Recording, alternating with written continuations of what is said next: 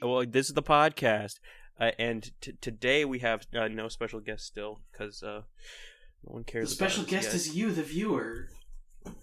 Oh my God, so true, Tom. You really know how to, brighten the day of the average viewer, like Milkshake, who is in the studio right now, giving us notes and critiques, and lambasting us about our. She's our fluffer. Yeah, that I don't know what that means. You don't know what that means. That's probably for the best. I'll agree with it. But no, today's topic is one that I think a lot of people soon to be listening to this podcast will agree is very important, and we should talk about it a lot. And no, it's not about the flight logs. It's about confidence in art and in line art, specifically confidence in your line art, right? We get this a lot, Tom. I don't know if you've noticed in like the cord in your little server Discord, your little cute server, but we have a lot of people always being like, how do I improve, or like they feel like they're stagnating, and a lot of it tends to feel like, and they even tell it to our faces, where it's like they know that their line art couldn't be improved, and that's kind of like the building blocks of like art. It's like the first step, really. It's like the first hurdle you have to get across, besides, being consistent in making art. And then, really getting into the meat and potatoes and becoming a better drawer or animator or really anything. Because I will say this much, with any medium that is drawing in general, whether it's painting and stuff, you have to be at least somewhat good at sketching and coming up with a concept to then work on top of. I don't know if you wanted to go into what you perceive as good line art etiquette as far as like getting confident in it. See, I don't do much finished line art, so I can't help that much on people that do like vector quality art where it's like all perfect. I think a great artist that's an example of that kind of art is like Brandon Turner, aka Wazzledorp. He does like the most beautiful, perfect, like studio quality looking like line art where it looks like a cartoon on a and it's because it's all vector art. It's all like mathematical. So I can't help that much on that front. But on the kind of more fluid, organic side of line art, I think a big mistake a lot of people make is having a fundamental separation in their mind between sketch line art and actual line art. Because, like, they'll think, like, well, it doesn't matter what the sketch looks like. It just matters that I can make it look good in the line art, which isn't true. If you have line confidence, it means that you can confidently make your lines look nice, like, right out of your hand. You can just trust your intuition to do the right thing, more or less. So you should be practicing that with a lot of sketching and doodling and just drawing random crap. And I always say, let your hand draw with your hand, don't draw with your brain. Just like, let your brain have the image and your hand is a printer. You're not thinking about each individual stroke. And there's a lot of I hate to, because there's a lot of stuff, especially in like just in any I guess creative field, right, where when someone says something like what do you mean confidence in line, or like your lines don't look confident, it always comes off as like you don't really know what you're talking about. You're just like saying like, yes, oh, this feels warm, right? And it can come off like that a lot of the time, but that's why we're kind of having this topic right now. Is there is meaning to like industry terms, I guess. It's just you have to be in the industry, or you have to have someone to tell you like this is what this specifically means. Yeah. And so See, I was just gonna say, the thing with me is like I'm very intuitive with my art. Like I don't think much about anything.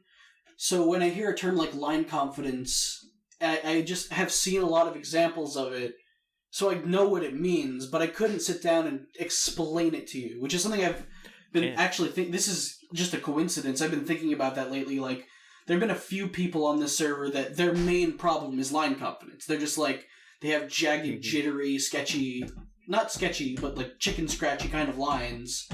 And I'm like, how do I explain to them without just saying, oh, just make your line confidence better, dude? And that's why I'm here, because I'm the brains and you're the good looks, Tom. You make stuff look good, and I analyze the shit out of it. Yeah. So the main crux of how to make good line art is it's so simple. It's so easy. No, it's not. There's a lot of stuff that goes into it. From not only just where you're looking, but also how your arms are moving. So let's start off with like the basics, like the visuals, right?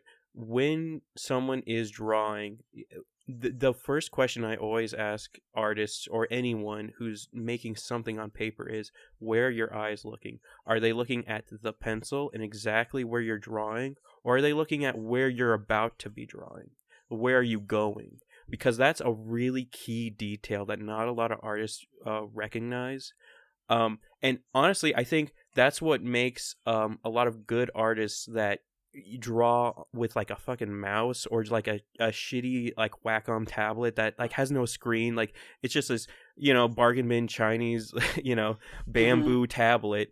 And I think those people genuinely get a step ahead above most people when it comes to like digital art or just any art in general, because they have to have the confidence to look at a screen and not at their hand and know that their cursor or whatever the tool they're using is going to make that line, and they have to predict where that line is going to go to next and be in tune with the technology that they're using.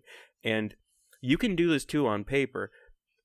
The big key thing with line confidence is this simple concept of knowing where you're going. And it makes sense when you think about like line confidence. Being confident in knowing what you're doing means not looking at where you've been, but where you're going to go. So if you want to make a perfectly good straight line and you don't want to use a ruler, this is a simple tack you can do. Make like 2 dots, right?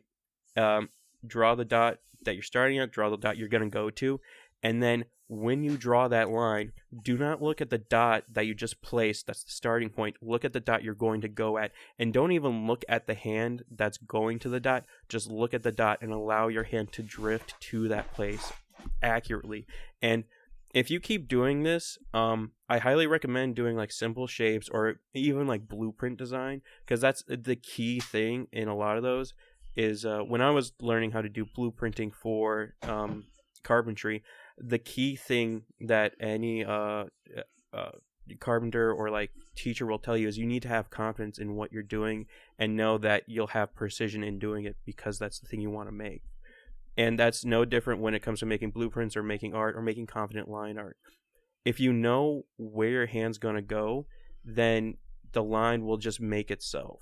And then there's a lot more that goes into that. So once you have a grasp on knowing where you're going rather than looking at where you're at, another thing you got to kind of relearn is how to draw. And I know I've been talking to a lot of artists.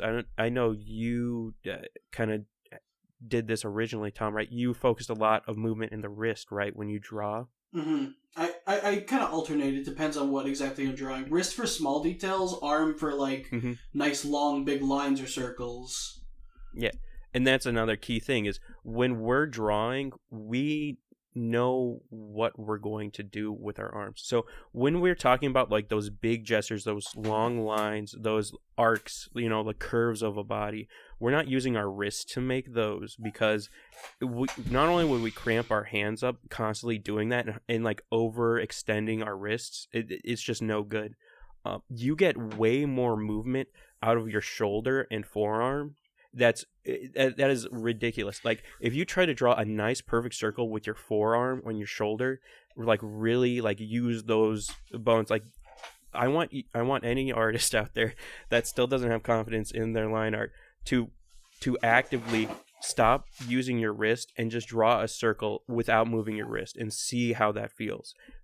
You will feel light years ahead of what you're working on, because you have so much range of motion that you haven't been using. Because when we're let's be honest, when we first learned how to do art, or we were just sketching in like a notebook, we were just doodling. We were just like not paying attention in class, and we were just doodling with our wrists, and that makes sense because we didn't want to get caught drawing in school, right? Well, I never cared. And I think that's I think that's where a lot of people start out.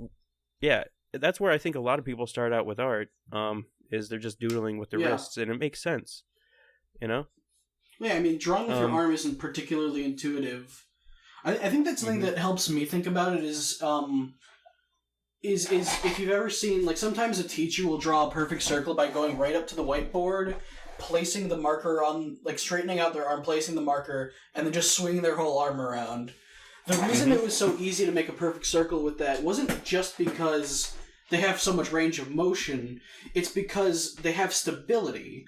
If you try to draw circles with your wrist, it's not super easy, even if there's nice small circles. You can do it, but it's if you're just drawing a nice giant circle, if you're using your whole arm, you have stability. It's almost like I always think of those like giant robot arms they use for manufacturing, where it's just going into exactly the right spot at the right time. Because your arm just naturally curves. That's why straight lines are kind of weird, because that's not the curvature of your arm. Yeah, speaking on that, not a lot of people might know this, but there's a lot of YouTube videos that kind of go into the depths of like those robot arms, for instance, and how you need so much like joints as well as just like pneumatics for moving that arm. Like, it's ridiculous. But all of those pneumatics used for like you basically need like 6 motors to have the same motion that you can get out of your one left arm, right? And it's mind-boggling that humans have all this range of motion in just one arm, and then when you see it applied to technology or robots, they have to be these massive hunks of iron that have like these huge motors just so that they can do the same precision stuff as we do. And it's like we have that all stored within like less than like a couple feet of flesh. Like, you know, it's ridiculous. I think a huge part of that is just because we have human intuition, whereas a computer doesn't. You have the ability to be dexterous with your like hands and your fingers, whereas a computer needs a coordinate and a set of instructions to get there. It can't kind of just like figure it out. I know how to kind of reach in there and get around that.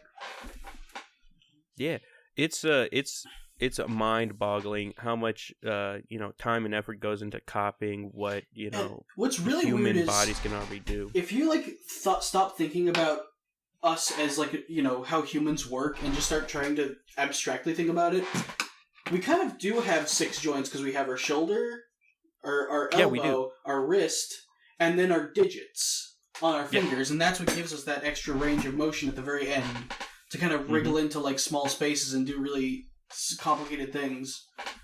Yeah, and that's another thing I was thinking of bringing up is when you pay attention to all these ranges of motion that you have in just one of your arms, right? When you implement all of them all together to basically autocorrect your like shakiness or or just like if you use all of these tools at the same time, it allows you to do stuff like create perfect circles or to create confident line art, which is what we're talking about. When you're able to use your wrist combined with your fingers, combined with your elbow and your shoulder all at once, and they're able to back up each other and autocorrect, you can make the most beautiful line art this side of the East Coast, baby. You know, it's intuitive. It's built into us. Like, another thing for people who need like a better visual of what we're really talking about is calligraphy. Calligraphy is the most it's basically the equivalent of like making perfect line art all the time, because that's what it's all about, is making similar shapes all the time so that people can understand it. And the best example of what we're talking about is like Japanese calligraphy, specifically when they're making it's like giant kanji, right? Was it? I'm stupid. I don't know things. All I know is they make the big symbols. Yeah, and they have to. If you see them, their wrists are very stiff, but the movement in their arms and their sweeping motions, painting on these symbols, it's fucking breathtaking. It's like how they're able to make art with just that. Yeah. It's everything kind of like dives into that, where it's about stability and being able to use your full range of motion, and that's really the crux of good line art. But then there's the second part, Tom, that we need to talk about, which is a confident artist. I don't know if you wanted to get in on this, but we've experienced. I think everyone experiences this in like any art community. Is you'll have the dichotomy of the two artists, right? There's the extraordinarily confident artist, and there's the self-loathing artist that thinks all of their art is bad, and it just keeps on moving on. And then there's the third artist, which we don't really talk about much because they stop being artists, which is the ones that think they're bad when they're not, and they just stop improving or just stop drawing altogether and just like throw it to the wayside. You know, it I'll say this much: it's okay to take a break from art. Like, no one's asking you to be like creative 24/7. It's daunting trying to be that.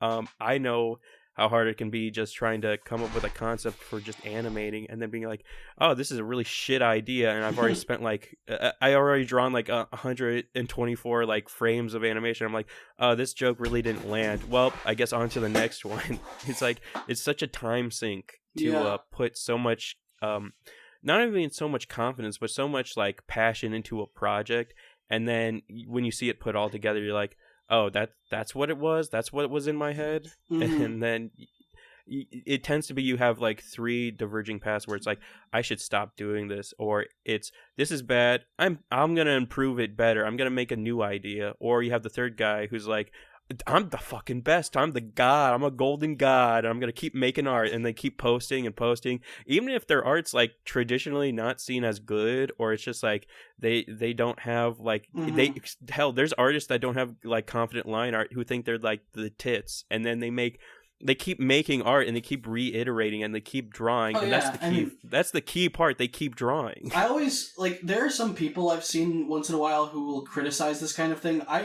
I think that it's a good thing. I always think it's cool. Sometimes I'll see artists with super, super simple art styles that just pop off and do super, super well, like hundreds of thousands of followers on like and I don't mean like Sum is in here. I don't mean like Sum's kind of art where it's cartoony. I mean like very, very simple character designs, but it's still like appealing. It doesn't matter that it's like not traditionally super high quality. It's just cool. It's nice and it looks good.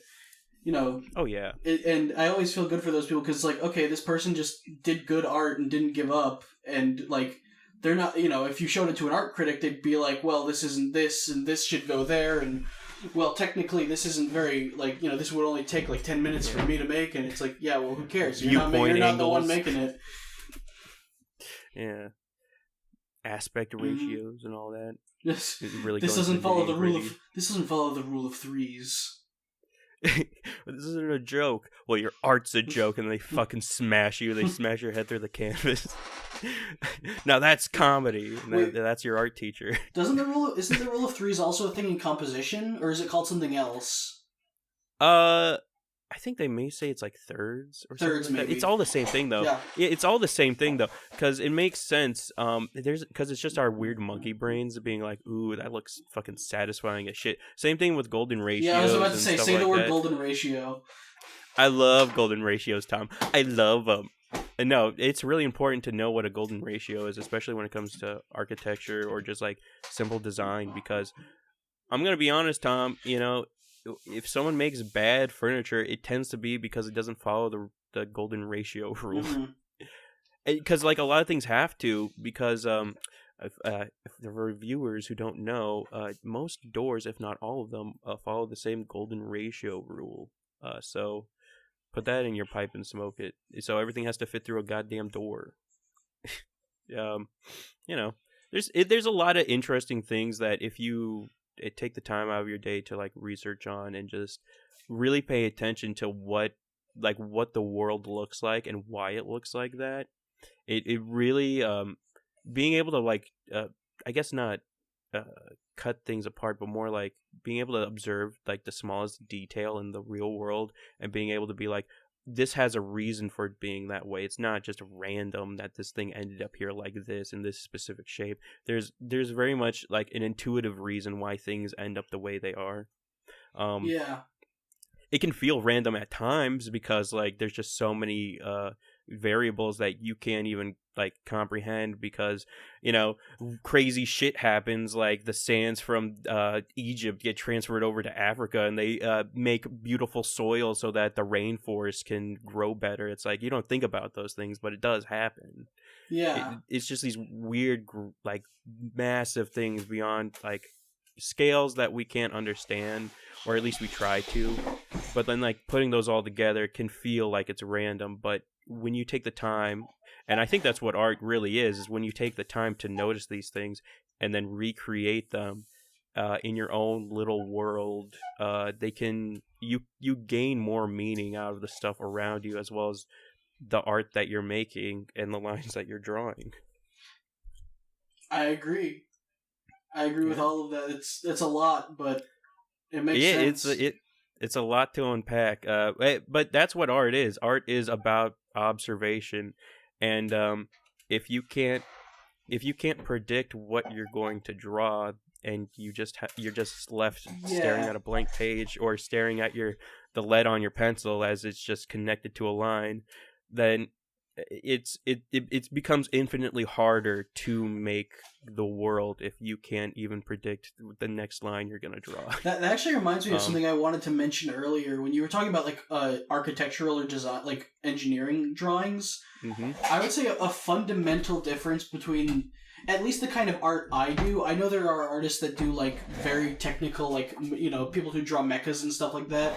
But for the kind of art I do, character art, organic art, that kind of thing, it's sort of the opposite, where you don't want that level of precision where every single line needs to be in the right spot. It's more that you want the whole piece to come together just right, and the trap is trying to get every line in just the right spot. Like, it doesn't matter if that line is in just the right, like, pixel dimensions. It's just like, okay, well, is it the shape you want? Is it in kind of the spot you want? Okay, that's good enough. Go work with it. You can sketch over it and, like, fix it up later if it actually matters. That's like with the kind of art I do. I used to think about every line and like try to get it. Oh no, that's wrong. Undo until I get it just right. Mm-hmm. Now I don't do that because I just trust my hand to do the right thing. Mm-hmm. That's a huge trap that a lot of people can end up in, especially with digital art. It kind of not to go into it too deep, but there's a lot of like interesting stuff that's happened because of the advent of just new technology and being able to just draw on a piece of glass and it just looks good. Because before, like with traditional, like extremely traditional art, it's like if you fucked up or you did the wrong color or you just had a weird line, hence why you did sketches first, because then you could reiterate and then draw the solid lines on top of. And even then, if you don't know how to like this is really important, especially with line art in traditional art. If you don't know how to properly like put pressure onto the pencil so that you can make lighter lines so that you can erase them later or just like change them up, you're going to have an infinitely harder time not only with your art looking good, but also with your just like pencil art, being able to reiterate on it. Because if you make those like dark heavy lines and you don't realize how much pressure you're putting onto the page with your pencil, and then trying to go back and erase them, like do the undo button, it's not going to look good. It's just going to look smeary. It's going to look just bad in general. It's going to look like you didn't try, or you don't have confidence in what you're drawing. There's been a few people I met where like they're having trouble drawing, and like I look at their stuff and it's like, oh, okay, the main number one thing, like the first thing I notice is you're stabbing the shit out of the paper when you draw with the pencil. You're pressing way too hard into it to the point where you're like actually indenting the paper. Lay off on the text on the pressure and it'll look way better instantly. Like that's a big thing. Yeah. And when like new technologies get made and you get the ability to do the undo button, it can really fuck up with how you do art. I'm sure like every digital artist runs into this problem who hasn't like trained on traditional first, which is someone like me. You get too reliant on the undo button, like a lot, like a ridiculous amount, to the point where when you switch back to doing traditional you try art, to undo, and then Yeah, you try to undo in real fucking life. Have you ever done that, Tom? Where you hit the undo button and it's like, wait, this is paper. Oh, monkey brain. When I was younger and I only used like a one of those old school tablets and like would undo with my keyboard, I would like instinctively have my like middle finger tapping on the paper because I'm undoing in my brain, and then I'd be like, oh wait, right, I'm not doing that. And nowadays what I do is I'll have my pencil in my hand and I'll start trying to press on the side of the pencil, and I'll press really hard because I'm like, why isn't the button pressing in my brain? And then I'll be like, oh right, this is just a pencil, it's not a fucking tablet. Yeah. Something I want to say this really quick. This is just like a short thing that goes back to something we were talking about before. I don't think using the undo button even over and over is in and of itself a bad thing. I obviously do it all the time. I think every artist does it. It's more of a pick your battles thing. It's like, you shouldn't be undoing for like every little line to make sure it's all right. It's like, you know, I was doing that just now while I was drawing this like Spamton thing. And the reason I was doing it was because there was a tiny little gap between like two lines, and I just was trying to make sure that that part looked right. So it didn't look like I patched the hole. Instead, it just looks like that was the line. Yeah, that's another thing. That's a huge topic. So to go in on that, when you're talking about patching the line, so there's an interesting thing that not a lot of people notice with line art or just sketching in general is there's a lot of crazy shit you can do after the fact when the line is put down on the paper. For instance, this is a neat little trick, a little life hack for every artist out there who hasn't realized that their eraser can be their friend and not just the thing that gets rid of mistakes. You can make sharper looking lines with your eraser by just simply cutting the line. For instance, let's say you're making a triangle. You just draw a nice triangle, but the corners, the little points, they look rounded because, newsflash, you're using a pencil and it's kind of got a rounded end, unless you're like one of those people that sharpens their pencil all the time and you have like paper thin, lines. But generally it's going to get dull and you're going to have weird rounded edges or something like that. And hell, let's say like the triangle is like drooping, like it's a little spike that's drooping, like it's a piece of hair or something like that. You can, after the fact of drawing it, and you notice these round edges where there should be like these clean, sharp looking edges. Instead of hitting undo and drawing a sharper line, you can use the eraser to erase those little rounded edges and make a beautiful sharp point. Not even needing to undo or redraw the line, it just looks nice. There's a lot of weird tech like that where if you know how to use every part of the pencil, you know how to draw with everything, with every fiber of your being, you can make the most beautiful stuff with just a pencil. Oh yeah, that's the thing. I to get people's line confidence better on that topic is just, I always tell people, like, draw traditionally. Don't only...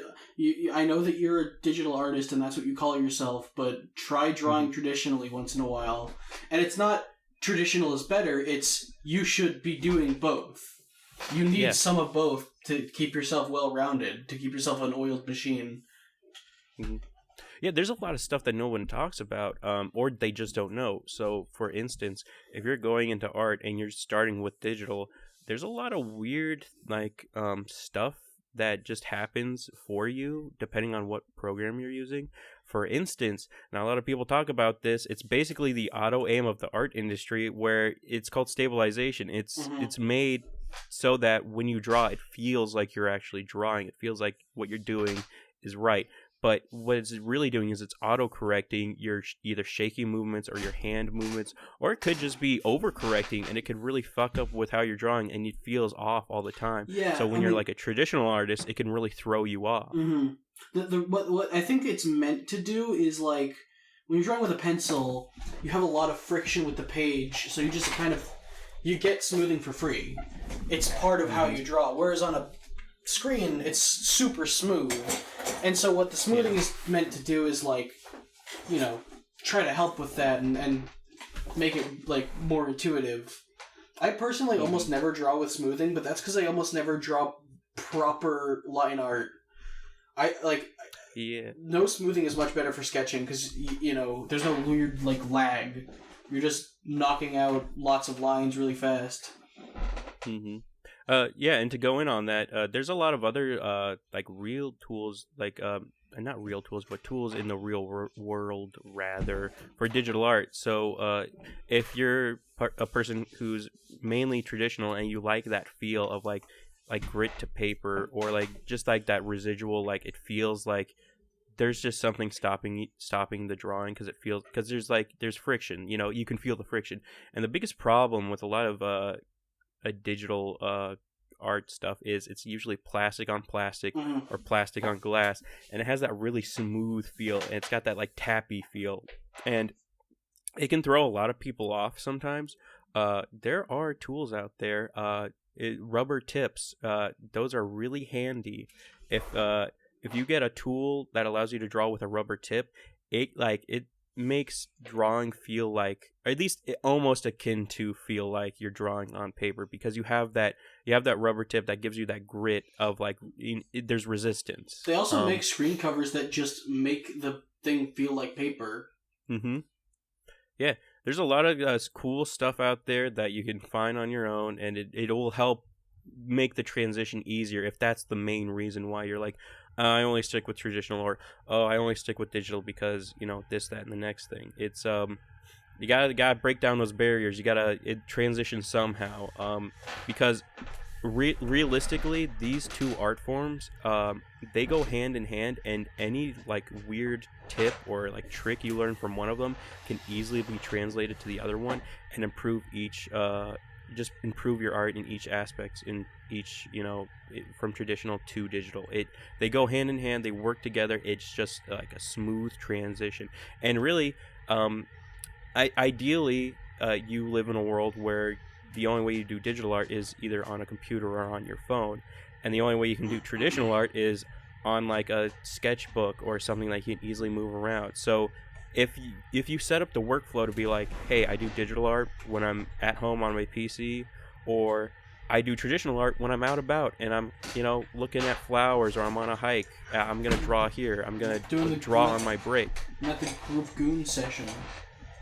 Yeah, I mean, Tom, you can talk about that because you goon all the time when you're doing your art books. No, but you draw when you talk about this a lot. You draw when you're like working. Oh yeah. Yeah. Not so much not like working, not so much anymore because I do like fucking construction, so you just don't have time for it. But when I worked at the pharmacy a few years back, yeah, I drew during work constantly, and that was when I did some of my best stuff. That's why I'm sad that I can't draw at work anymore, and why I keep a tiny like pocket sketchbook with me at all times now. Yeah, there's a lot of creative juices you can gain from not relying on just sitting at home and being like, I gotta make something creative when I'm thinking. Yeah, that's why I went to our local library once to draw, because I was like, I like having a change of location, like a place this is drawing place. And I drew some pretty good stuff that day. I mean, like, I didn't draw a lot because I think I was in a weird headspace that day, but even with that, like, I still drew some pretty good stuff.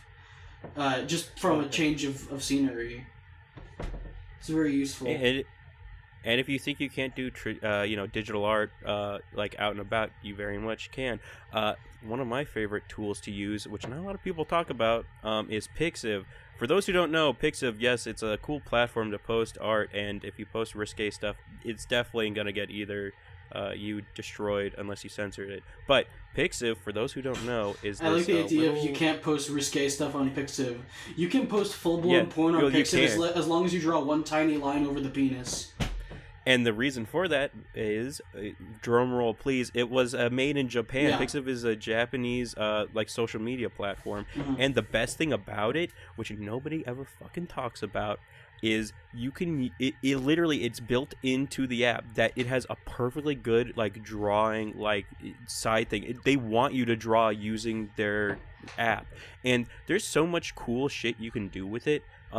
For instance, say you just don't want to use it for drawing, great. What you can do is you can bring pictures into it and grayscale them, or do any other thing that you need to do just to like get an idea down. So what I do all the time is, because not a lot of people talk about this, but when you let's say you take a picture of this beautiful like house, and it's got a bunch of colors and like cool stuff, and you take a picture of it, but there's like things you need to do in order to understand it more. A great thing that a lot of artists who want to understand like not just like viewpoint angles or whatever, but like actually understand like why a picture looks good because it's taken this way, and the colors that go along with it too. When you use Pixiv, you can just transfer a photo into it, and you can grayscale it. You can do you can set lines to figure out like why is this specific line intersecting here look good. You can really analyze stuff, and on top of that, Pixiv just has like a lot of good color options. It's very simple to use. You can use a little stylus, whatever you want, and it's a great way for artists who literally don't have a way to do digital art to do digital art, because everyone has a fucking phone, right? It's like BlizzCon. You guys don't have phones? Yeah, right? Oh, yeah. You guys don't have paper and pencil to draw with? You guys don't want to play Diablo mobile edition? Microtransactions? Yeah. But yeah, there's just like ways to go about it. If, for instance, when I was working, I still do work. I do a lot of work. But when I was working specifically in a machine shop, I would take my opportunity to use really long bathroom breaks, and I would just draw in the bathroom. And I would make these beautiful like sketches of just like roses or like plants or just anything, because I love drawing flowers. That's my fun thing that I like to draw and not show anyone. I love drawing flowers, and I would just draw them in the bathroom. And I used Pixiv, and it was like a nice, clean, fast way to like draw stuff on the fly. If you don't like the idea of carrying around a sketchbook. Yeah, I mean, that's the kind of problem that, like, little pocket sketchbooks, they usually aren't very good quality paper, so they just don't feel very good to draw in anyway, but it's still good to have them. What? Tom, we can talk about another way to improve line confidence, and that's with better materials. You can talk about the sketchbooks you use. Oh, yeah. Go to your nearest art store. If you don't have one near you, go on Amazon. Search Canson XL Mixed Media and buy the blue one. Any size you like. It feels perfect. It's great. There are technically better papers.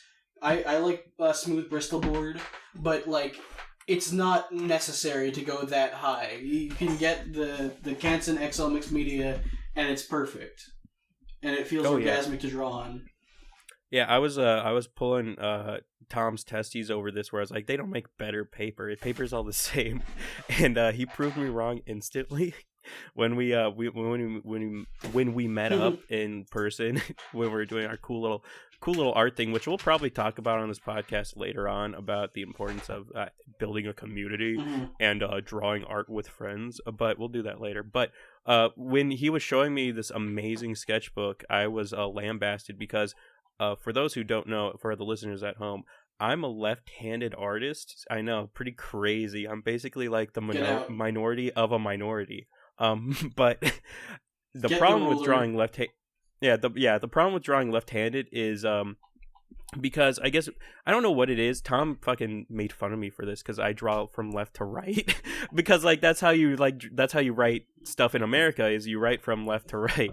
And so like even then, I don't generally like overthink where I'm drawing to next, but what I do always pay attention to is like, oh, my fucking palm is like destroying the art I'm already drawing because I have to like fucking like I just drag my hand like a fucking Neanderthal across the page, and like everything gets smeared, and it's like it looks like shit. And I'm sure that's a problem that happens to a lot of artists doing traditional art and wanting to make better line art, is things get smudged and things look like god awful garbage because like you're left-handed, or you draw a specific way, or you don't think about how your hand will affect the lead on the paper. But with this amazing paper that Tom fucking showed me, and I lost the sketchbook that I bought when I was out there, but I bought 2 more, it keeps the form perfectly. You could fucking rub your hand on it and it won't smear, and it makes these crispy lines that are just perfect. It looks digital because of how like there's just no, like, you could use the shittiest pencil in the world and it will make like a nice clean line, and it's just like, oh, perfect.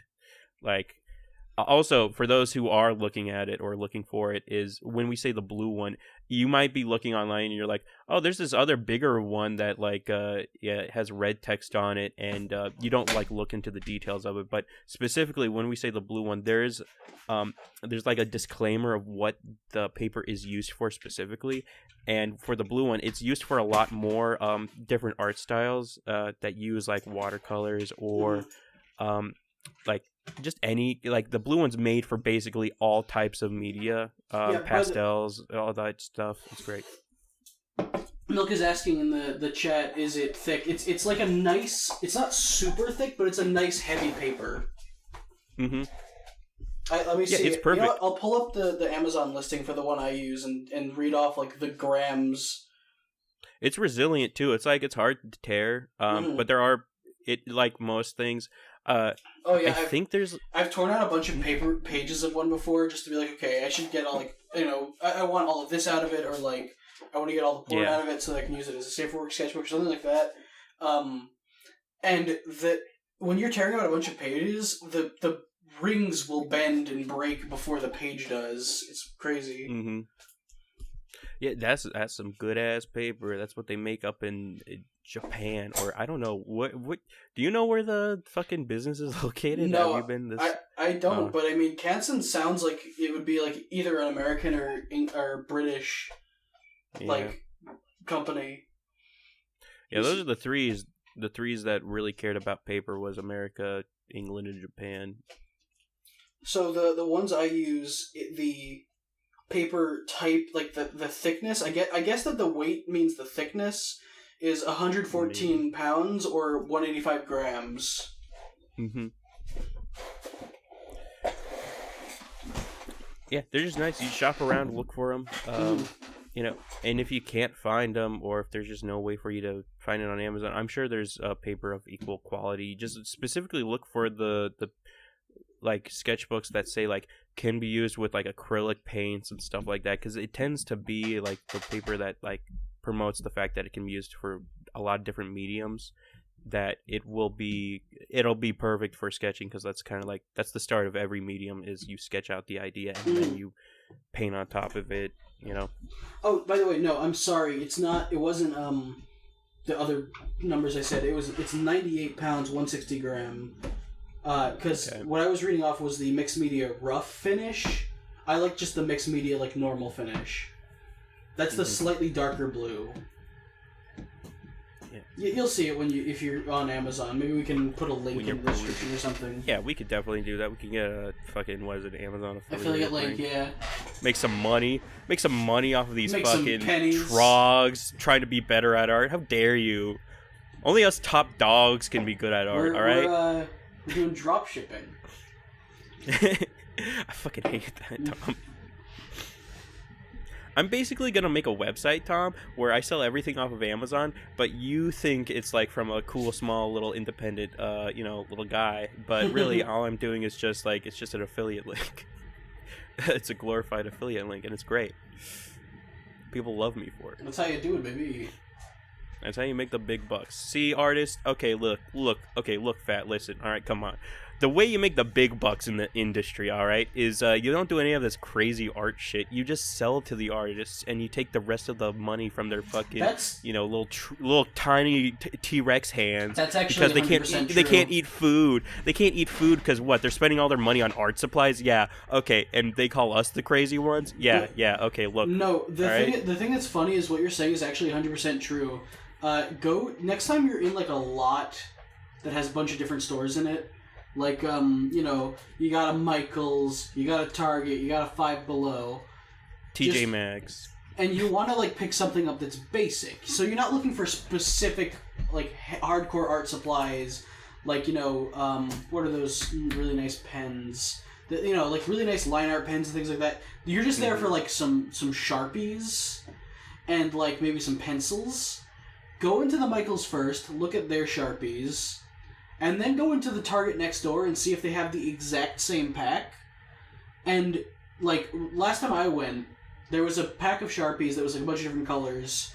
And I think it was $40 to $60. And then I walked over to the Target that was like a couple doors down. they had the exact same pack of Sharpies for $20. Because when they sell to artists, they're like, we can just charge out the fucking ass because they're gonna pay whatever we charge. Yeah, we experienced this IRL when we were doing our little art meetup, and we were like, we need to get some like drawing material so that people can just like have fun drawing traditionally, and literally you told me this, and I was like, no, come on, it's just the same shit that you're gonna sell it at the same price, and literally the price difference was ridiculous, because like they're basically, okay, here's the scene, right? Here's a little setup. There is a fucking Office Max or whatever, right? Mm-hmm. And you know, they sell basically like fucking office supplies in bulk, right? That's basically their fucking program. And then there's a Five Below right next to it. We go into the Five Below, and obviously everything's fucking Five Below. It's fucking cheap and easy. And then the fucking Office Max is like, yeah, here's some like Sharpies and like everything else under the sun. And it's like, wait, hold on, a pack of pencils is like this much? What? And then you realize like, oh, this is all the same shit. Like, this is the same Sharpie brand at Five Below that's at fucking Office Max. And for whatever reason, they're charging out the ass because they assume that you're an office person that's like doesn't care about money because it's like the corporate's paying for it. But then when you go to Five Below, it's like, yeah, you're just some Joe Schmo like buying shit because you're like a kid or whatever. We want all the kids' money because fucking kids only have like $5 in their like piggy bank. You know, it makes sense. They know who they're selling to, and they want the money. I think that the same exact thing, because there was also a Michael's in that lot. It was just in the mall. Yeah. And I think the same thing happened, but at a more dramatic level, where we went into the Michael's and we're looking at, you know, we were there to get sketchbooks, but we also were like, you know, let's browse a little bit, look at some markers, and then we went, these Sharpies are worth like fucking $60. Well, let's go check in like the Office Max, and it was like, literally same Sharpie set.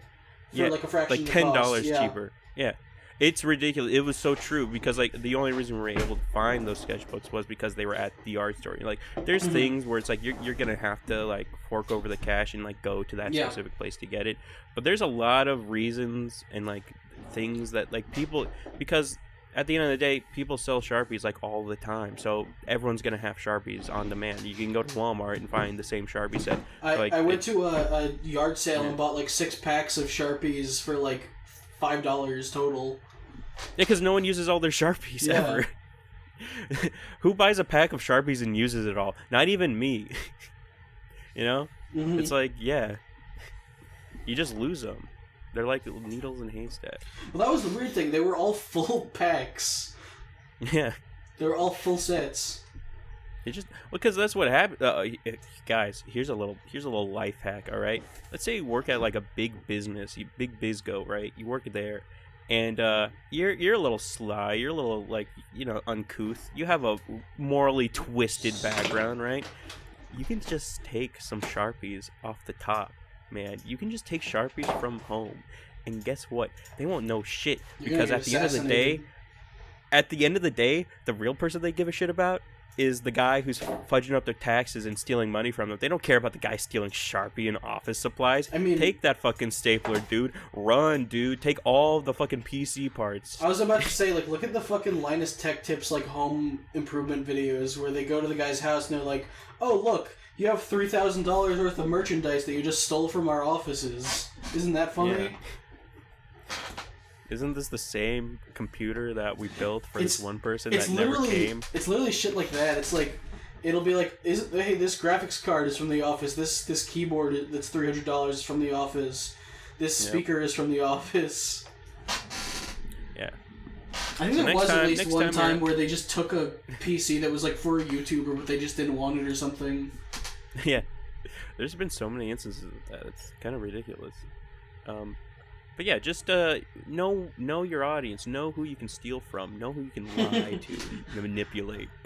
That's what we're really talking about when we talk about lying confidence. Yeah, who you can lie to, gaslight everyone into assuming your art is the best. No, don't gaslight everyone. Find the most vulnerable like victims and manipulate them into thinking that that your art is perfect.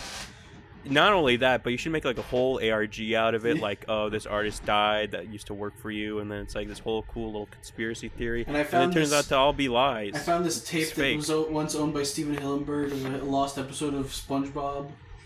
Yeah, and it doesn't even look like good art. But they think it's good art because they think another artist made it. It's like classic.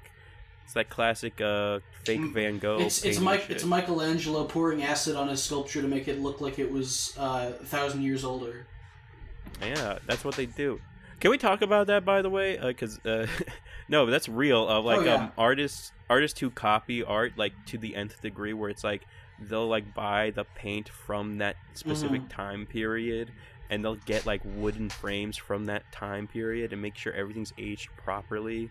And not only that, but because like there's like this whole YouTube video and that goes into depth about like not art theft but art like copying, so that you can say like you found a lost fucking Da Vinci or whatever the fuck.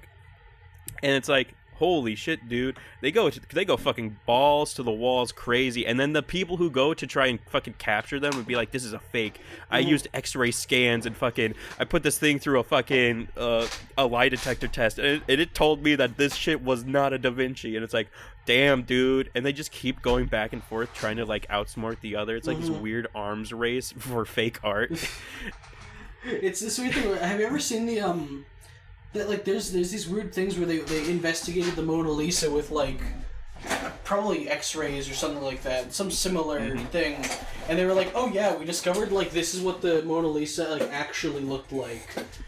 Like this is like another. There's a set different painting under the painting that looks different that we were able to find.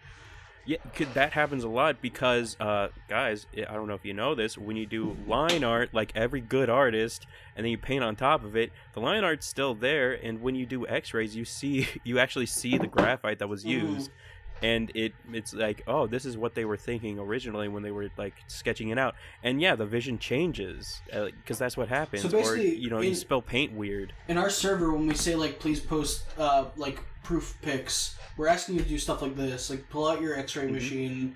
We know you have one. Everyone does. People try to say, no, we don't have an x-ray machine. Yeah, right. Yeah, and I don't have a cell phone.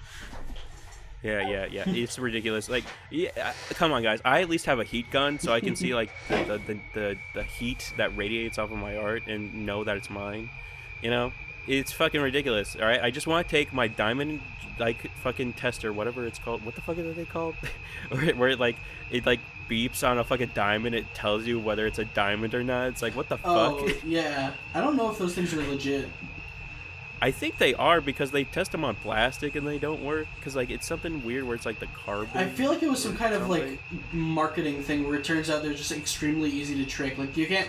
It's, like, it's great for marketing because you can't trick it with plastic, but you can trick it with everything else. Yeah, or something like that. Yeah, it feels like one of those scammy things where it's like, you just tap on it and it tells you if it's gold or not. It's like, that seems... And it's kind of like, well, why would everyone, like, even need that? Like, you're going to, like... presumably a high-rated, jeweler or something anyway. Yeah. They'll use their eyeballs.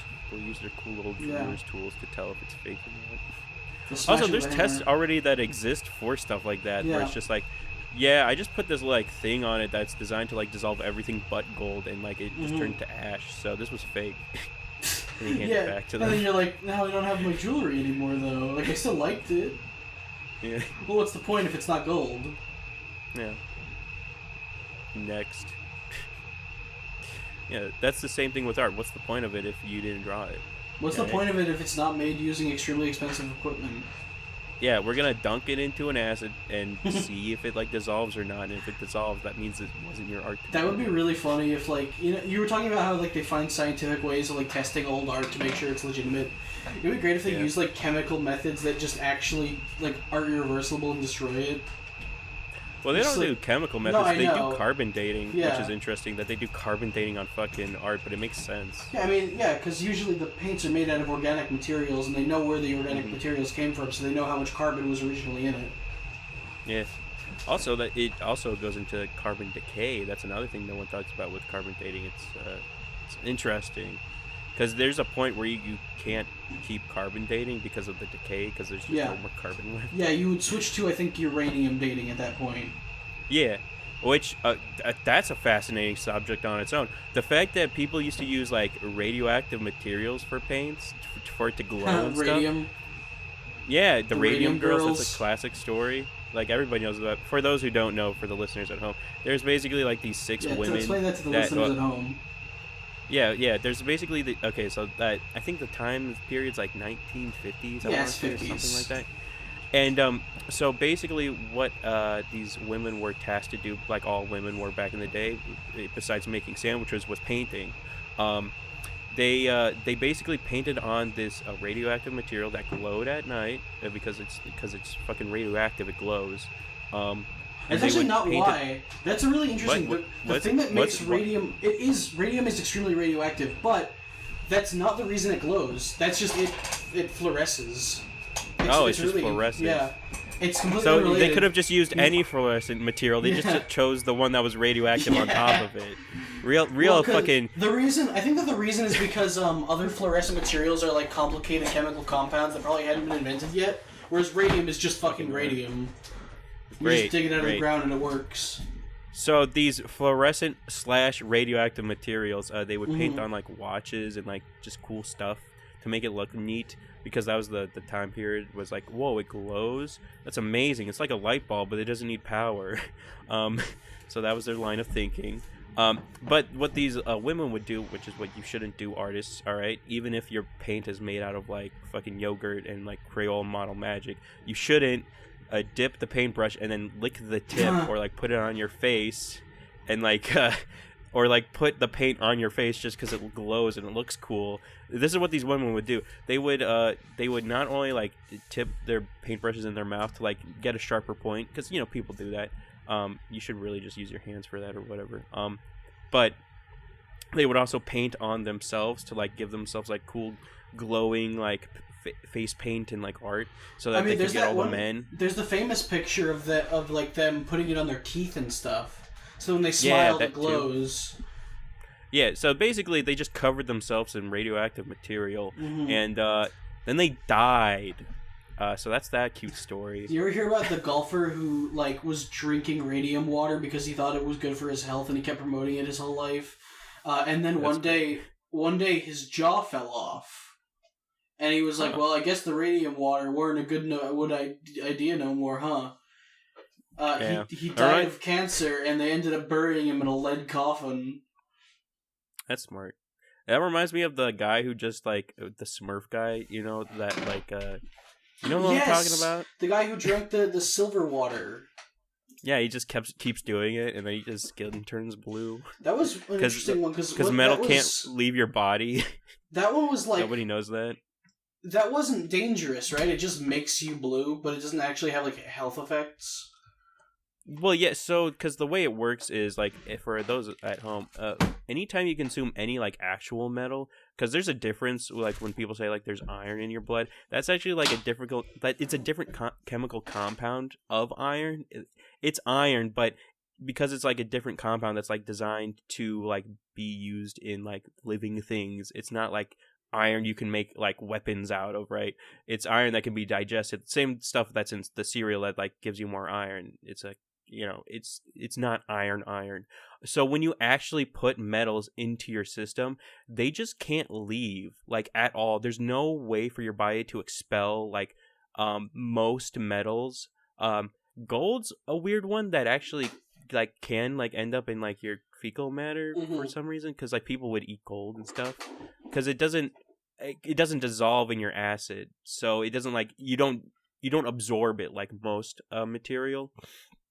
There's I'm sure there's other stuff like that where it just doesn't dissolve in your stomach acid, but like for instance, the reason mercury is so fucking horrible for you is because not only does it get absorbed through the skin or just like anything because of like how small the particles are or something like that. Apparently, able to, like... have you ever seen this? This is I can't remember the guy. Cody's Lab.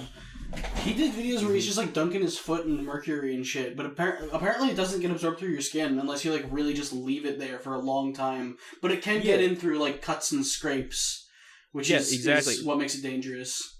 There's also depending on the purity of the mercury, that can also fuck, I hate saying mercury because like you sound stupid. No, it's just so depending on like because you can have the same thing with like alcohol or any other materials. You can have like 100% like proof where it's just like it's pure mercury. Like, and when you have stuff like that, it gets it absorbed in your skin like faster than you know. And then people who actually there's this one lady who like was studying mercury for the longest time, and she spilt like barely a drop on her skin, and the moment she did, she realized she was like a goner. She was gonna die because there's no way for your body to expel the toxins of those metals, and they just get introduced into your bloodstream, and then they go everywhere, and there's just no way for your body to naturally just like expel them. Like there's just no way, and you just end up dying.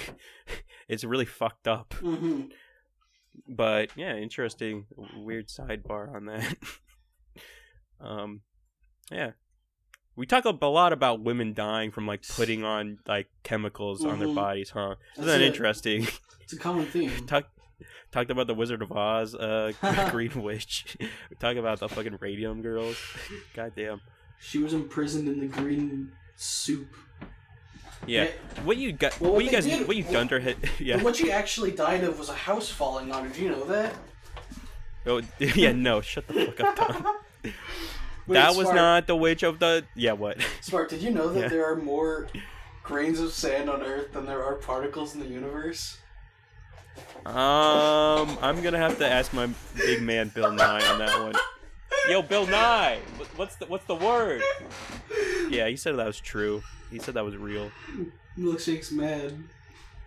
I've been saying that like to everyone for the last few days. Well, it's true. It's like the same thing where it's like by the year 2023. No, it's by the year 20. Sorry, I got my math wrong. It's by the year 2035 that all QR codes are gonna not be used up, and you're not gonna have any new QR codes. You know, it's stuff like that. I get that, Tom. I'm smart. I know things. My smartitude is like way up. It's like I have an IQ of like -5, so it's like pretty good.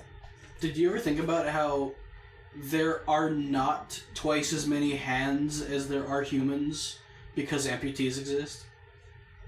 Or people who are like born without a hand? Yeah, that makes so much.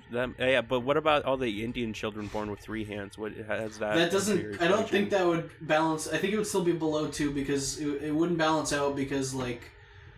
There's so few of them. There's so few of them. I've seen a lot, dude. I've seen a lot on the internet. There need to be like millions. You don't think there's a lot of millions upon millions of Indian children with 3 hands? Milkshake says in the chat in all caps, Indian children don't have 3 hands. Well, yeah, they're born with them. They're like, you know how like with dogs, like we cut their tails off when they're pups sometimes? It's like circumcision. It's like that. Indians oh, yeah, right, circumcision. Hands, Yeah. Yeah, that. Exactly. So, and I'm glad we could like, you know, enlighten the audience, you know, teach them about how to be confident in their line art and culture. And yeah, that's another thing that a lot of people talk about. When you have a third hand, it makes, you know, stabilizing your line art and making it good, you know, it makes it better. It's like a tripod, you know. Triangle's the most, you know, it's the strongest shape. That's why the pyramids are like that. Yeah. Right? Yeah. Stupid fucking Egyptians. Hey, what do they know? If I were to build it, it would be upside down because it's more stable that way. What I would have done is just made it like, I don't know, some kind of store that sells like fishing supplies. Oh, like a cool mall or like a Bass Pro Shop. Yeah, exactly. They have like a nice sand waterfall with like fishes in it. A sand waterfall that has more grains of sand in it than there are particles in the universe. And then fish in the sand aquarium. Yeah. Yeah, sand aquarium.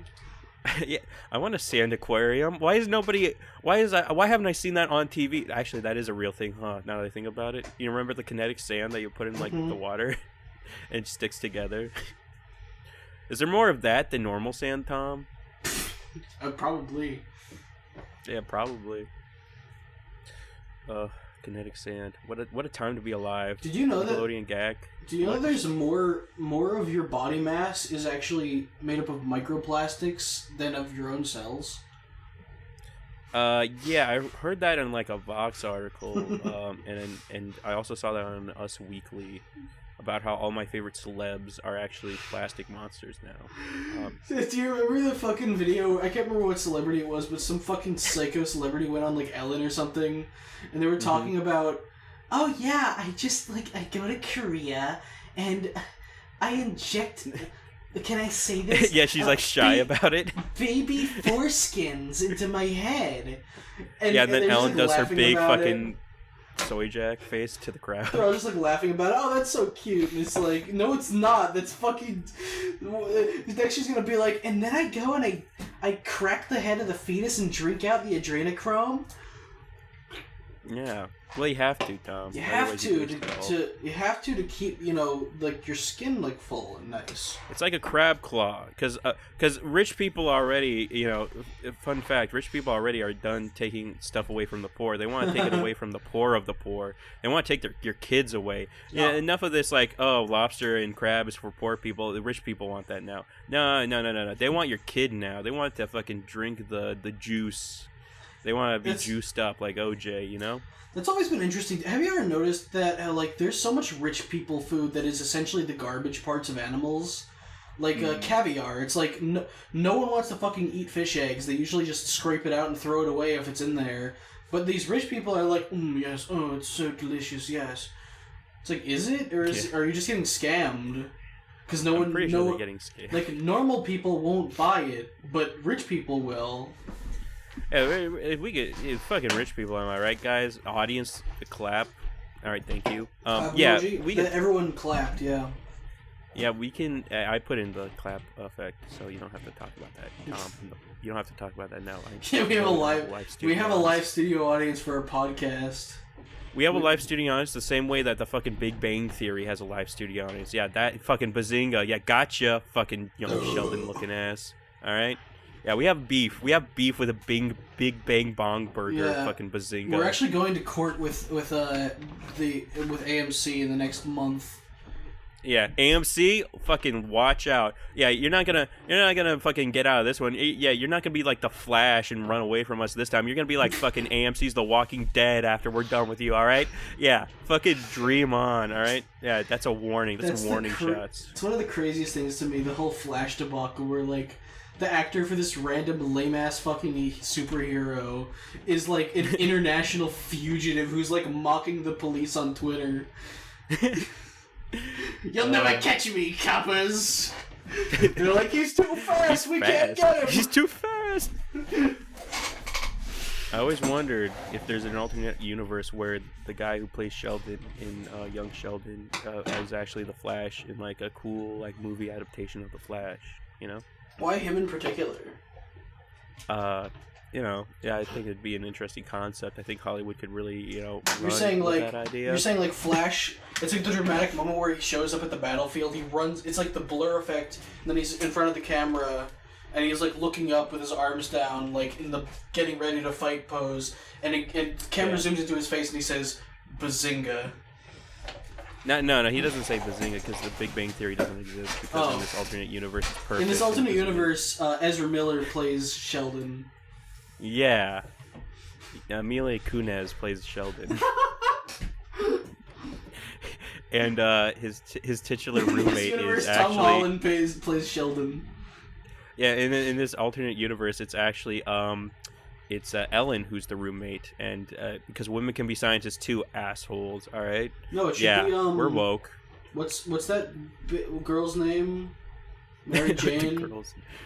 Mary Jane. MJ. No, but what's her the actress's name? The actress's name? I forget. It's like I know Zendaya, it. Zendaya.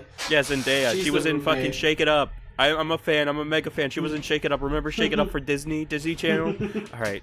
I think I covered our bases, Tom. Everybody get out on the floor. Yeah, that's how it goes. I knew it because my little sisters liked it. Yeah, dance fucking, it's good. Shake It Up's a good fucking, at least, I'll say this much, Tom. At least fucking the producers weren't sniffing feet on that production. Am I right? Nickelodeon looking ass. Well, Spark just likes to watch little girls dance around. Yeah, well, there's several reasons for that. We don't have to get into Probably so much shouldn't here. Keep that in. No, we're gonna keep it in.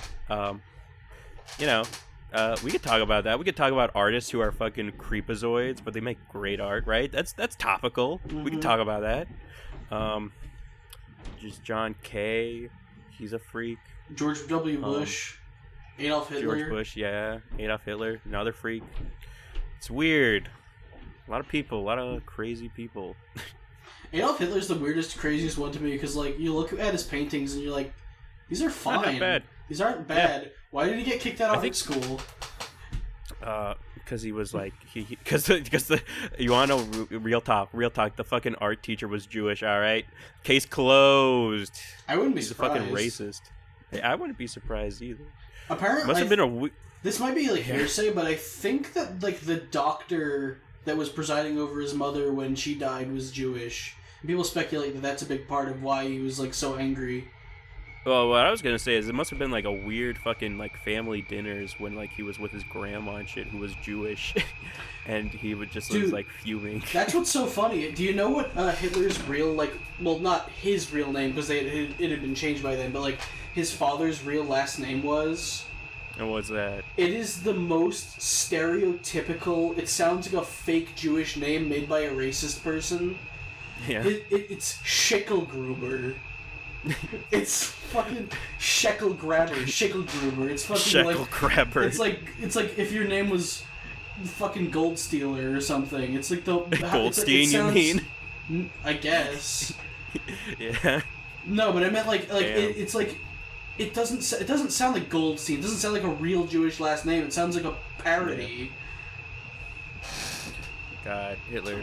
A man among men. Am I right, guys? We should probably cut that.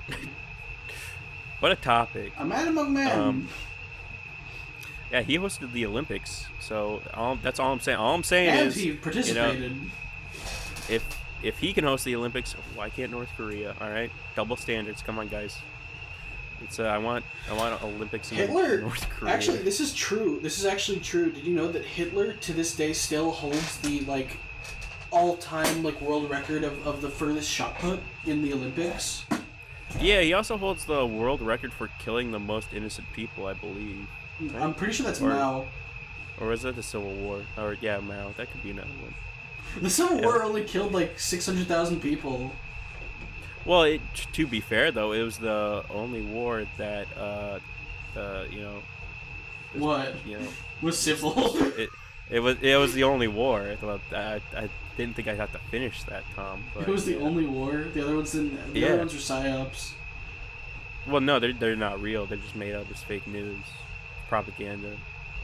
I live in my nice little 1984 bubble. You can't burst it for shit, Tom. All I have is fact and logic and opinions that beat everything you could possibly ever say about my feelings. And you better believe it, alright? Ichi also points out that, yes, Stalin also killed more people. Yeah, well... Which is also true.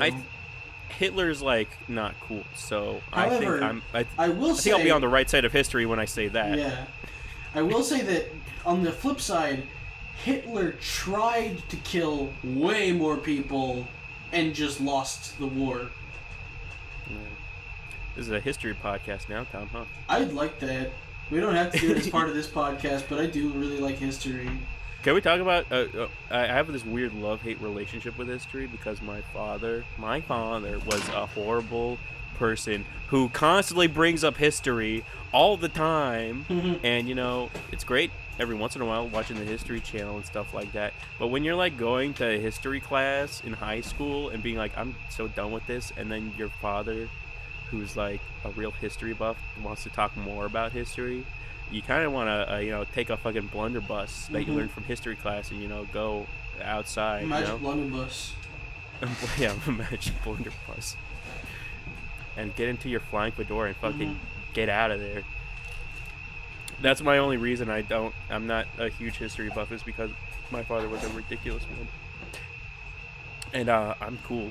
I'm a jock, I ride my Harley, I get my leather jacket, me and my babe go out. And we don't talk about fucking, what is it, Stalin? More like boring. Hitler? More like Yantler. Am I right? Fucking get out of here. Alright? I don't want any of this shit. That's you telling Hitler to get out? Yeah. Shut up, man. Get out of here. Dude, all right, Hitler. I'm gonna fucking 360 and walk away, dude, because this is ridiculous. Bullying Hitler. Yeah. What was I gonna say? That's why I did those things. Oh yeah, you want to talk things that like with history that made me angry in school because I never liked the term history buff because that sounds pompous, but I was just into history. I didn't like study it deeply. I was just very interested in it. But like at one point we were studying kind of the feudal era, and we finished like with Europe, and we moved on to feudal Japan. And our textbook and this retarded teacher was like, okay, now the feudal system in Japan worked the same way. Here's the names, and it was like, they said the emperor is at the top, like the king. Then there are shoguns that will preside over multiple parts of the country, and that was immediately where my brain shut off because I was like, no. Yeah. No, there was one shogun. It was emperor, shogun, and then daimyos presided over different parts of the country. What the fuck do you mean there were multiple shoguns? Of course there weren't. The shogun was more powerful than the fucking emperor. Like, and I raised my hand and I told this to this was middle school, by the way, so like, yeah. I raised my hand, I tell the teacher, I'm like, you know, when you're a kid, you expect to be vindicated. You're like, that's wrong. Like, that they shouldn't be teaching that incorrectly, so I'm gonna, like, point that out. I pointed out, I'm like, hey, that's not right. And they're just like, nope, it is. That's how it was. It's like, it's one Google search away. Like, why don't you just look that up and realize you're wrong? It's because this stupid bitch was just teaching out of the fucking textbook and didn't know what she was teaching. Brother. That's how you do it. That's how you do it, guys. Yeah, let's talk about shitty high school life for a hot minute. That's something people can relate to, or middle school, right? I've had this horrible experience similar to what you're talking about, Tom, where it's like, I like science. I like doing science experiments, you know, dissecting a frog or two, you know, R.I.P. Kermit, but, you know, like, I had this one science teacher who was a total bitch, and the reason being is because she would do nothing but hand out packets, and you think, okay, whatever, that's like bog standard teacher stuff, who cares about that? At least she teaches. No, she doesn't do that either. What she does is she records YouTube videos, fucking YouTube videos, and puts them online and tells us, the student, the class of 20 or so, to go to her fucking YouTube channel, alright, and watch all of her fucking amazing videos that have horrible audio quality, probably about as good, if not worse, than the quality you're hearing right now, audience member. And it's just like, holy shit, how does this person get paid to do nothing? How does this person get paid to be a teacher and be a YouTuber, but like be bad at both, right? That's the through line there that came across in my head. I was like, holy shit. And that was one of the more key moments in my life where I'm like, oh, people really don't give a shit about anything, right? The majority don't care about the majority of things, right? I've known this for a long time now, Tom, about how shitty the school system was, and let me tell you, I definitely am glad that I took the easy way out and just told my school, I want to just go to a community college and build a house, and they're like, okay, not our problem anymore. And I just spent like half of my school days just building houses for the needy. It was great. That's cool. Hell yeah. So that's a little lesson for all you youngsters out there doing art. Eventually, the system will always collapse on itself, and as long as you have a skill set or you want to like pursue something, despite everyone telling you lame, no, or I know more than you, if you just keep at it, you'll get cool shit. I think that the biggest failing of the system that I ever had personally, that I ever like experienced myself, was just the fact that I was clearly artistic and wanted to do like art, animation. It's pronounced autistic. I was clearly autistic, high functioning. Yeah. But anyway, I clearly wanted to do like animation. I was constantly doodling and drawing and things like that. And I would tell that to teachers and like guidance counselors and stuff openly. And I was never given any guidance of like, okay, well, these are the institutions you should go to. It turns out New Jersey has an amazing fucking art school that, like, it's expensive on its own, but compared to actual college is not. It's like $25,000 for a year. Dude, that's fucking cheap. Including the fuck you talking about? Including room and board. That's fucking cheap, dude. Holy hell. And, like, if I had known about that before I blew through my fucking college savings, I would probably have, a bunch of amazing, like, real-life artist friends and be working on real projects. You never too late, Tom. Never too late to go to art school. It is fucking too late because I don't have the money for it. Well, you just get the money again. Of course. But yeah, it's like not that hard to make money. That money that I used was like my college savings that my parents had saved up since I was like a baby. So now it's like, okay, well now I just have to build up my own money on my own. And you just can find grants, Tom. That's true. I mean, I looked for like if they have grants and stuff, and it's pretty limited, that school. Yeah. But like, I mean, I think I'll be able to do it eventually. They also have a summer program where you can just stay for like a summer. So I could probably, once I've saved up like a few $1,000s, I can probably just drop everything in life and just be like, I'm gonna spend a summer doing art at this like school. They just have like a summer camp of art. Yeah, honestly, that's probably more ideal because let's be honest. All right, unless there's a very specific thing you want to learn in art, and honestly, if it is a specific thing you want to learn in art, tends to not take that long to learn the basic concepts and then build off of them. Like, unless we're talking about like making like marble statues, right? I'm sure you could watch a YouTube video about how to do that, but like there's very few things in art that are like extraordinarily hard to master, mainly when it comes to like the digital side of things and like implementing all the concepts together, just like with 3D modeling. It tends to be a little overwhelming at first, but not to like discount like art schools and stuff like that, but really you just kind of need like maybe a year at most to learn the basics, and then all it really takes is motivation from the person making the art to really like improve the concepts and like actually like put the put the metal to the grindstone. See, I think that there's two things that I want to go for. One is that I've never gotten any kind of direction like that at all. I'm still, for like the last fucking 10 years of my art, am writing entirely on intuition.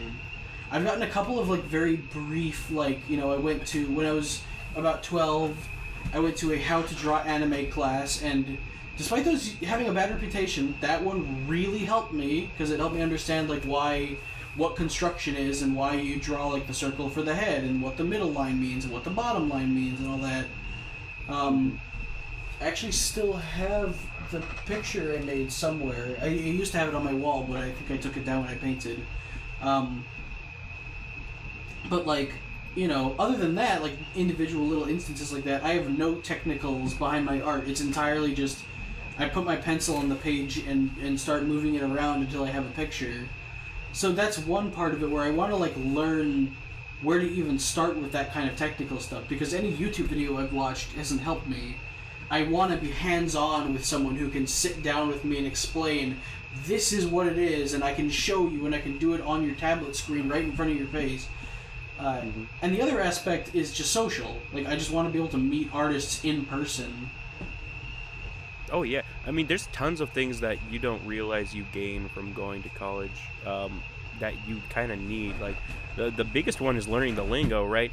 Not a lot of people would know what line confidence means, right? Unless they're like in the know or they like talk to other artists. Yeah. Like, when you hear that, you're like, what? What does that even? Who? Okay, whatever. Bye. I think that a lot of art terms like that, like with audio, like things like warm or soft or whatever, I think that all that stuff is very intuition based and defies proper categorization. It's a duck test situation. It's like, does it look like a duck? Does it sound like a duck? Does it smell like a duck? Okay, it's probably a duck. Yeah.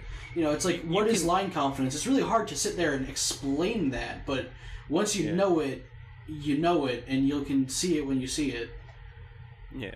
And there's like, and you gain more information just by talking to people within the industry. Hence why people do go to college. Like, that's not, because like, let's be honest, with the introduction of like, you know, AOL and then fucking, you know, Skype and now Discord and everything else under the sun that allows people to communicate way better and faster, it really becomes apparent why colleges existed primarily, which was not only to teach you a skill, but to teach you how the industry works within that skill, and so you don't sound like a fucking dunderhead when you walk into like, you know, Disneyland. You're like, give me a drawing job, and then you end up in a fucking, you know, goofy costume because you went to Disneyland. You didn't go to fucking, you know, Walt's magic office and ask him to make you one of your slave animators, and he was like, oh great, you know, another fucking before hands. you get the job, get on your knees, come under the desk.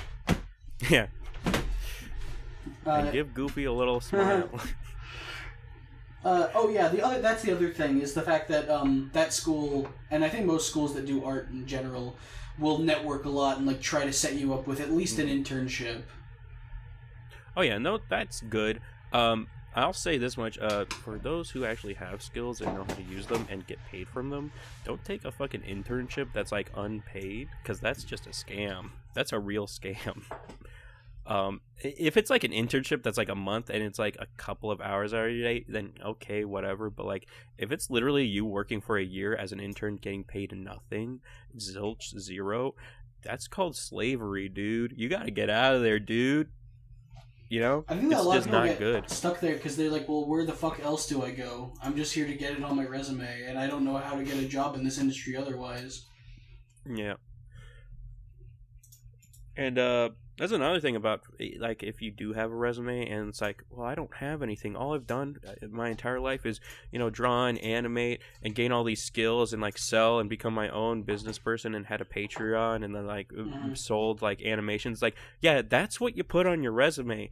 You say you have over 5 years of fucking animation experience and you've been paid for doing it. Like, that's what you put on your resume. You show the work that you've done. Like, you make a nice little, like a nice minute TikTok of literally all the animations you do in the industry or just for people, and that tells a way broader story about who you are as a, you know, as someone in the industry, rather than just like, oh, you know, I haven't really worked on any big projects, you know, I haven't made a fucking movie or a goddamn, you know, video game. It's like, you don't need to do that. Everyone knows that there's starting off points. Sure, people will have to like, you know, go out on a limb for you, but that tends to mean they'll just pay you less and you'll learn more. You know? See, that's it's why not that hard. That's why I've had a little bit of anxiety about like submitting applications to like animation companies. Like, I even thought about, I might send like either Zach Hadel or Michael Cusack an email and just be like, hey, here's my portfolio, like if I can do anything for your show, let me know. But well, they literally did that. The reason I want to do that is because they've mentioned that that's how they found some of their artists. The reason I've been anxious to do that is because I feel like I at least, because the position I would want is to work on board art. Like, that's where I know I would be strongest. But I've never even like boarded something long. So I'm just trying to be like, okay, I want to maybe do an Oni Plays Animated or something. And then once I have that as like the holy grail of my portfolio, then I'll start making applications. But I kind of feel like I should just send what I have now anyway. Yeah, you should just... that's the thing. That's what a resume is. It's just a list of accomplishments in, you know, sequential order, right? Put everything you got on it and then be like, this is who I am as of right now. Is this enough? Does this feel like enough? And if it doesn't feel like enough, if it feels like you're an 18-year-old writing a resume and all you've done is, I don't know, maybe been like a cashier for like your mom's local pop and shop, you know, dollar store, you know, hell, that's like light years. That's literally light years ahead of what most 18-year-olds are doing now. Like, most 18-year-olds are smoking pot and like going down to the fucking creek and graffitiing, you know. It's like, and even then they're kind of making art. I guess that's interesting, I guess, but it's like, yeah, it's all about experience and actually just being able to show that, yeah, you can commit to a concept, a bit, an idea, and like actually have follow through on it. That's what confident line art is. That's what confident art is. It's showing that you have commitment to the bit. You have commitment to the art that you're making. It's not like, oh man, I draw this cube really bad. Well, guess I'll stop making art. Guess I'll just throw that away. I'm not gonna color in that cube. Fuck it. It's the same thing. Oh, I drew this tit a little off. Well, I guess I'm not gonna color it. I guess I'm not gonna, do this, that, or the next thing. That's something that I forgot to mention earlier when we were on that topic. This is something it's important, and maybe this should be cut out and put at the beginning as a little cold open, because I think it's that important, because no one's gonna get to this part after all the fucking nonsense Hitler talk. The Hitler talk. You don't think that's comedy gold? Well, I just think that the people who are here for the art talk aren't going to sit through that part necessarily. But anyway, it's this idea that, or at least they'll have gotten lost in the sauce, and maybe they're working on something. Either way, to me, I think that each individual piece you make, you shouldn't care that much about, because people will draw one thing and post it and be like, "This looks like shit," or "I hate this," or "I'm a terrible artist. Why can't I do this right?" Because of one drawing. And to me, I'm always why do you care about individual drawings? You drew it, and then you look at it and you say it's bad, but it's yeah, but you can see why the problems are. You can see that, the reason it's bad is because of this eye is weird and this thing is weird. You can be happy. I guess what I'm trying to say is there's a difference between this is bad or I'm bad and this is imperfect and I could do better, but I'm still happy with it. I'll just fix the mistakes I made in the next drawing. Yeah. It's what's wrong with it, so just fix it in the next one. Who cares?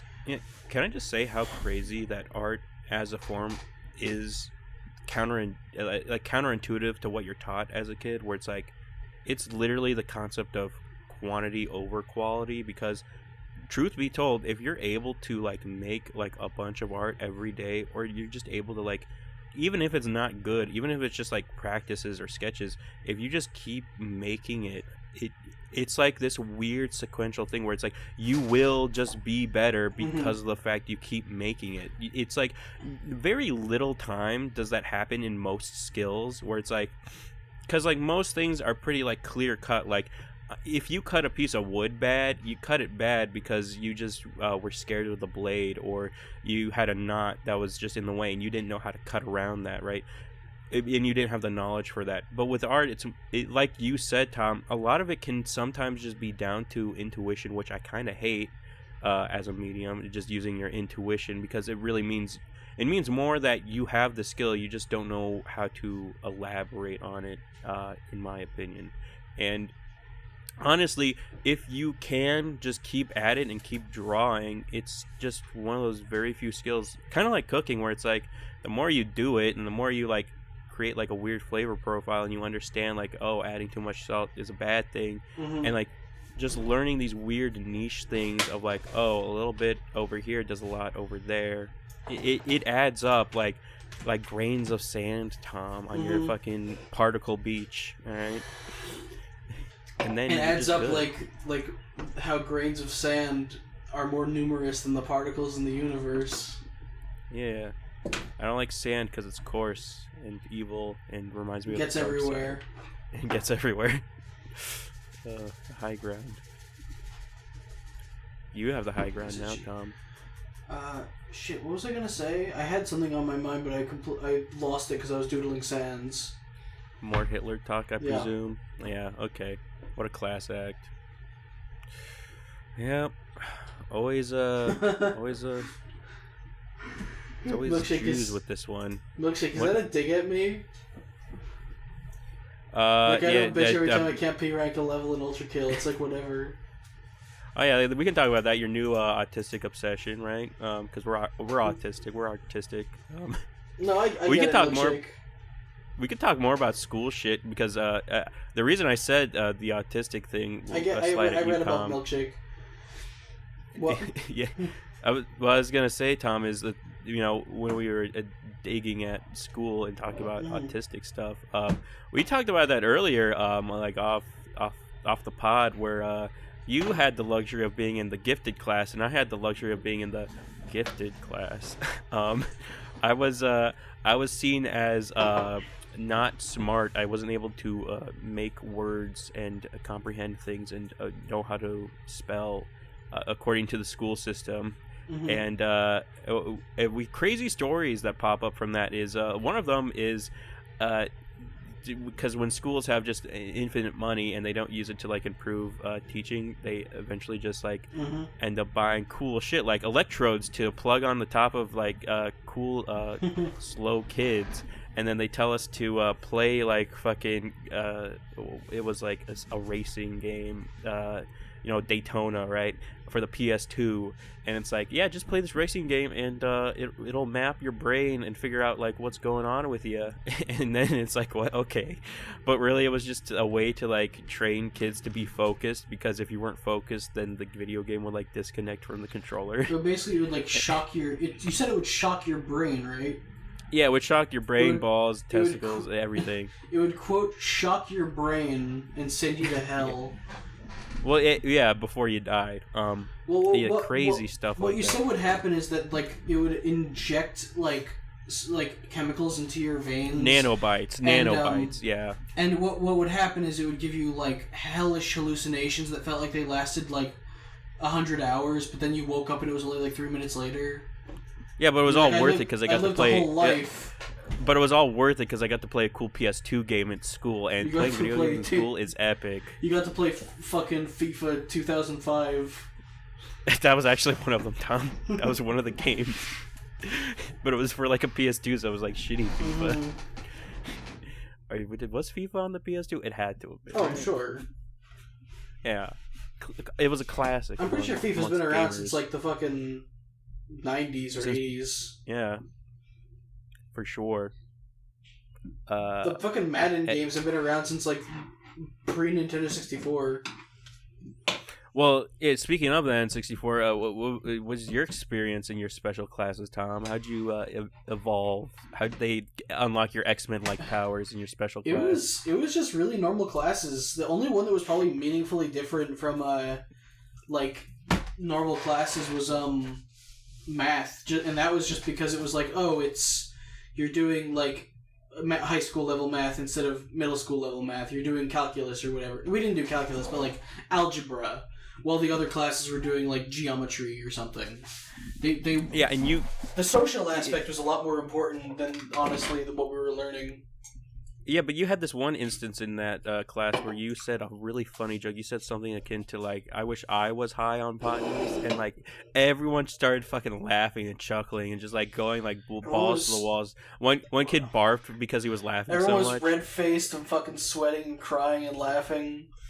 Yeah, and then they gave you sunglasses and you put on your leather jacket and you rode out of the school because they named you number one class clown. So back then, I still had a big problem with procrastination, and they had us doing a group assignment.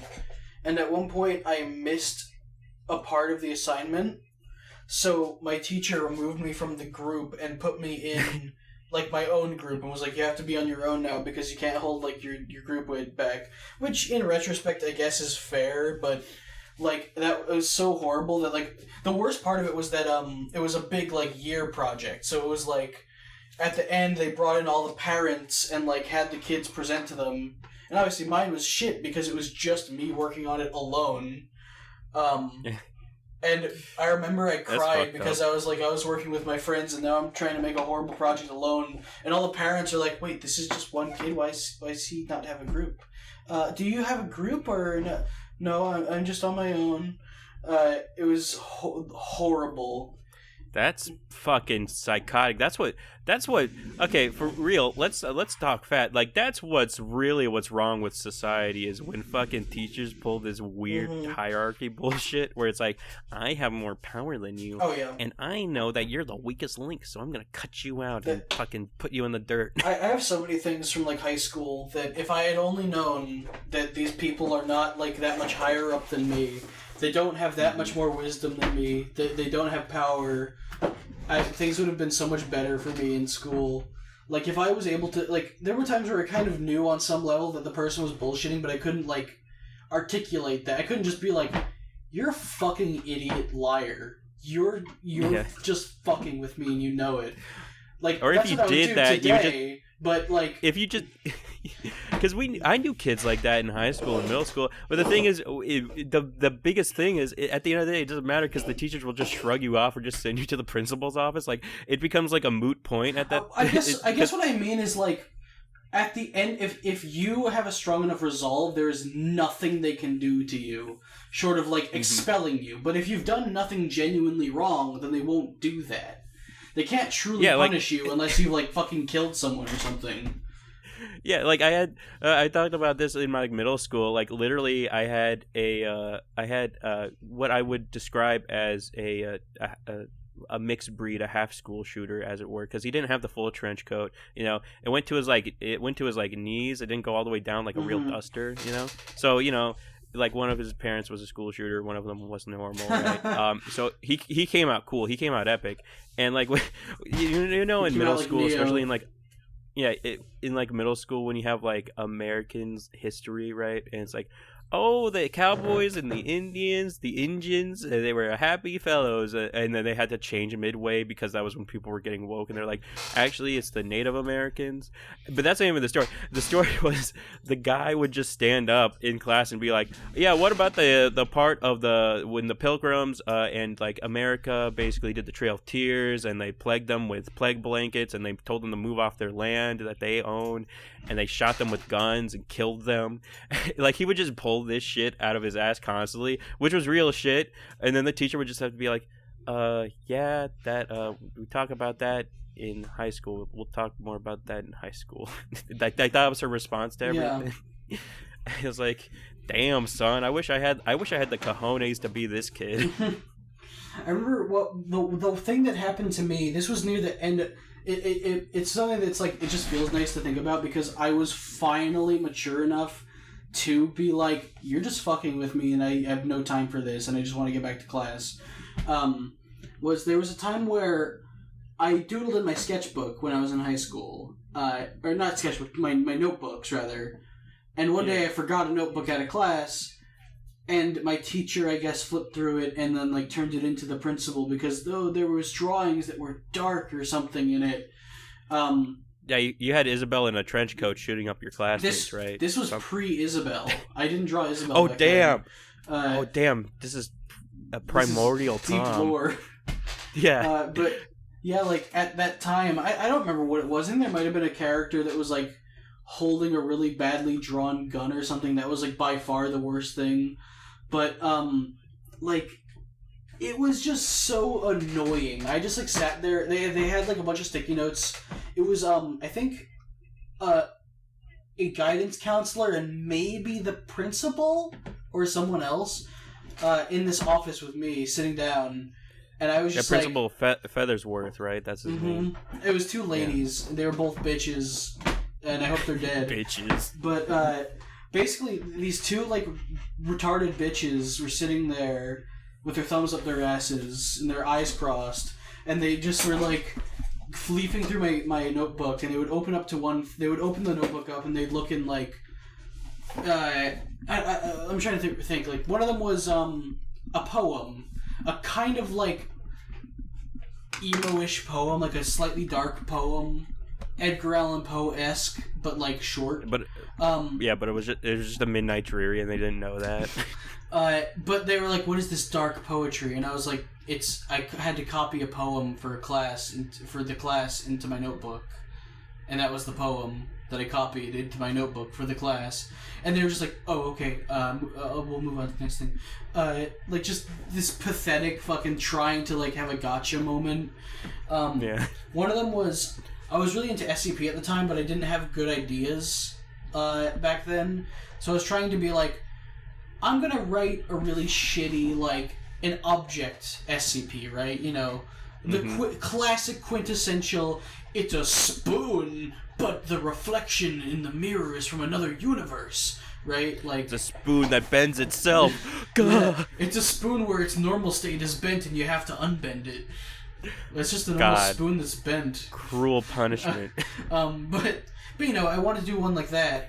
I think that the idea I came up with was like, it's just some kind of clayish goop substance that will continuously expand, and therefore the way they contain it is they just build like a very strong box around it that it will like inevitably fill, and eventually it'll break and they just have to go and replace it or something. So I'm writing this really kind of crappy story. It's not that interesting, just to kind of get a feel for how to rate these articles.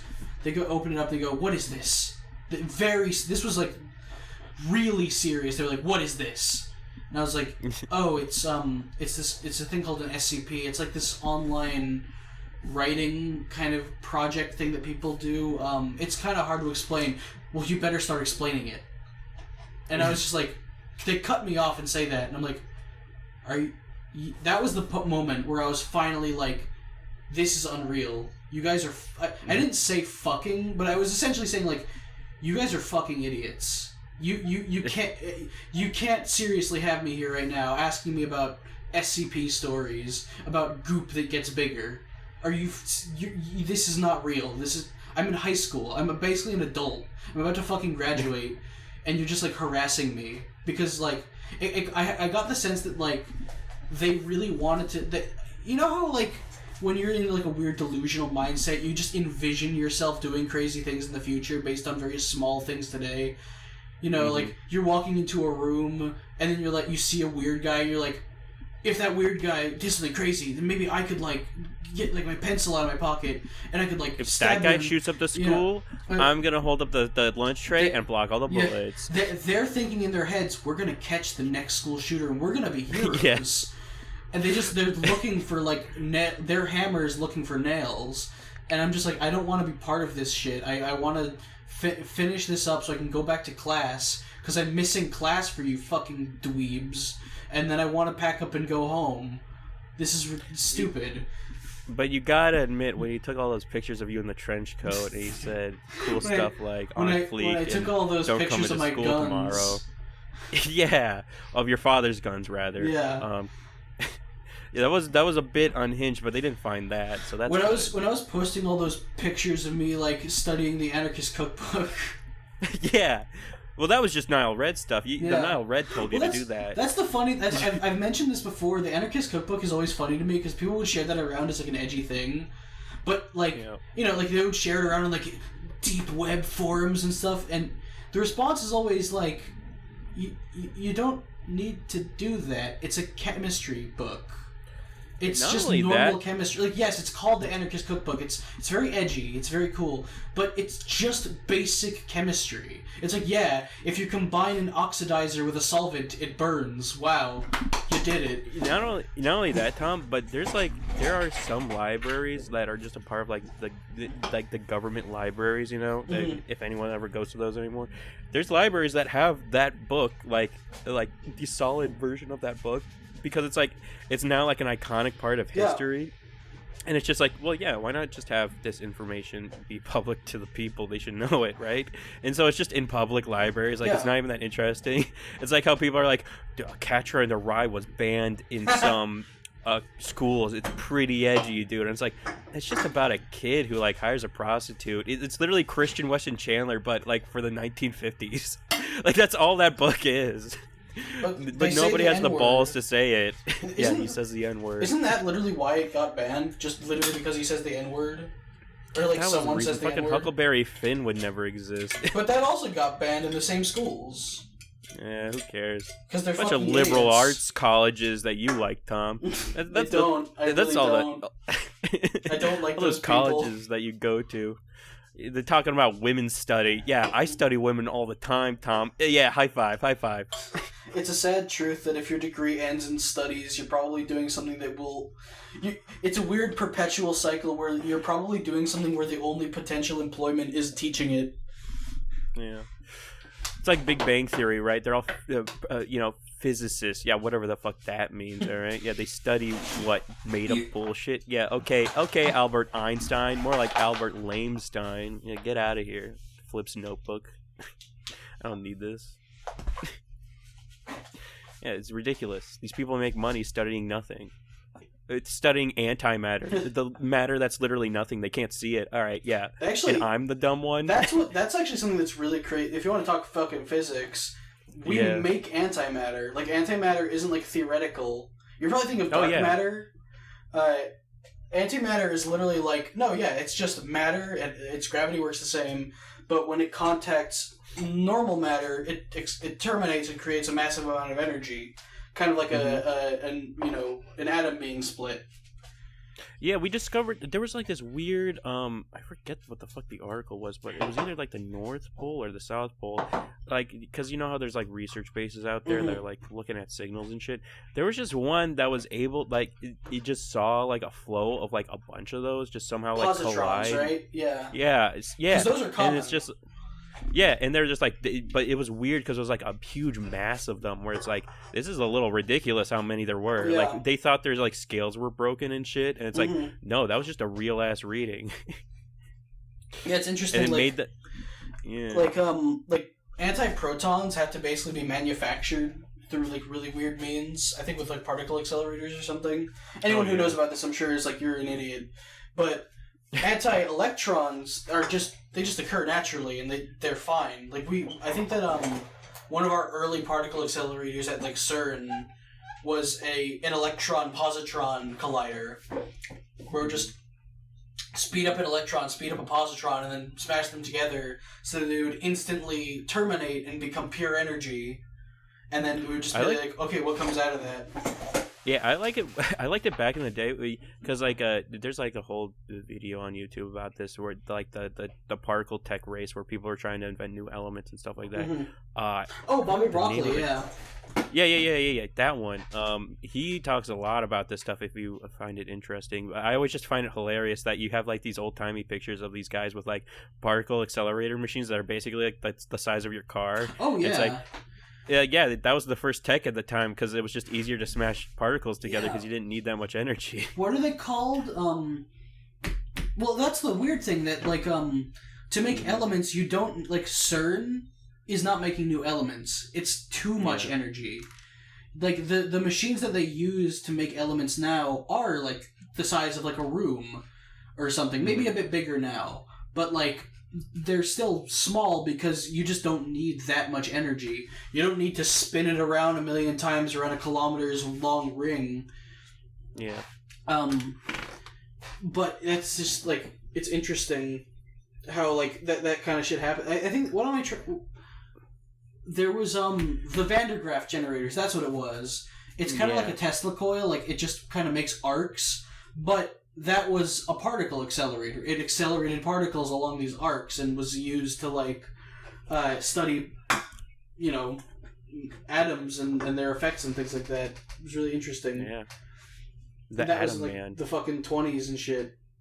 They found the Atom Man. He was hiding in plain sight in one of the atoms, and that's where you get the name Atom.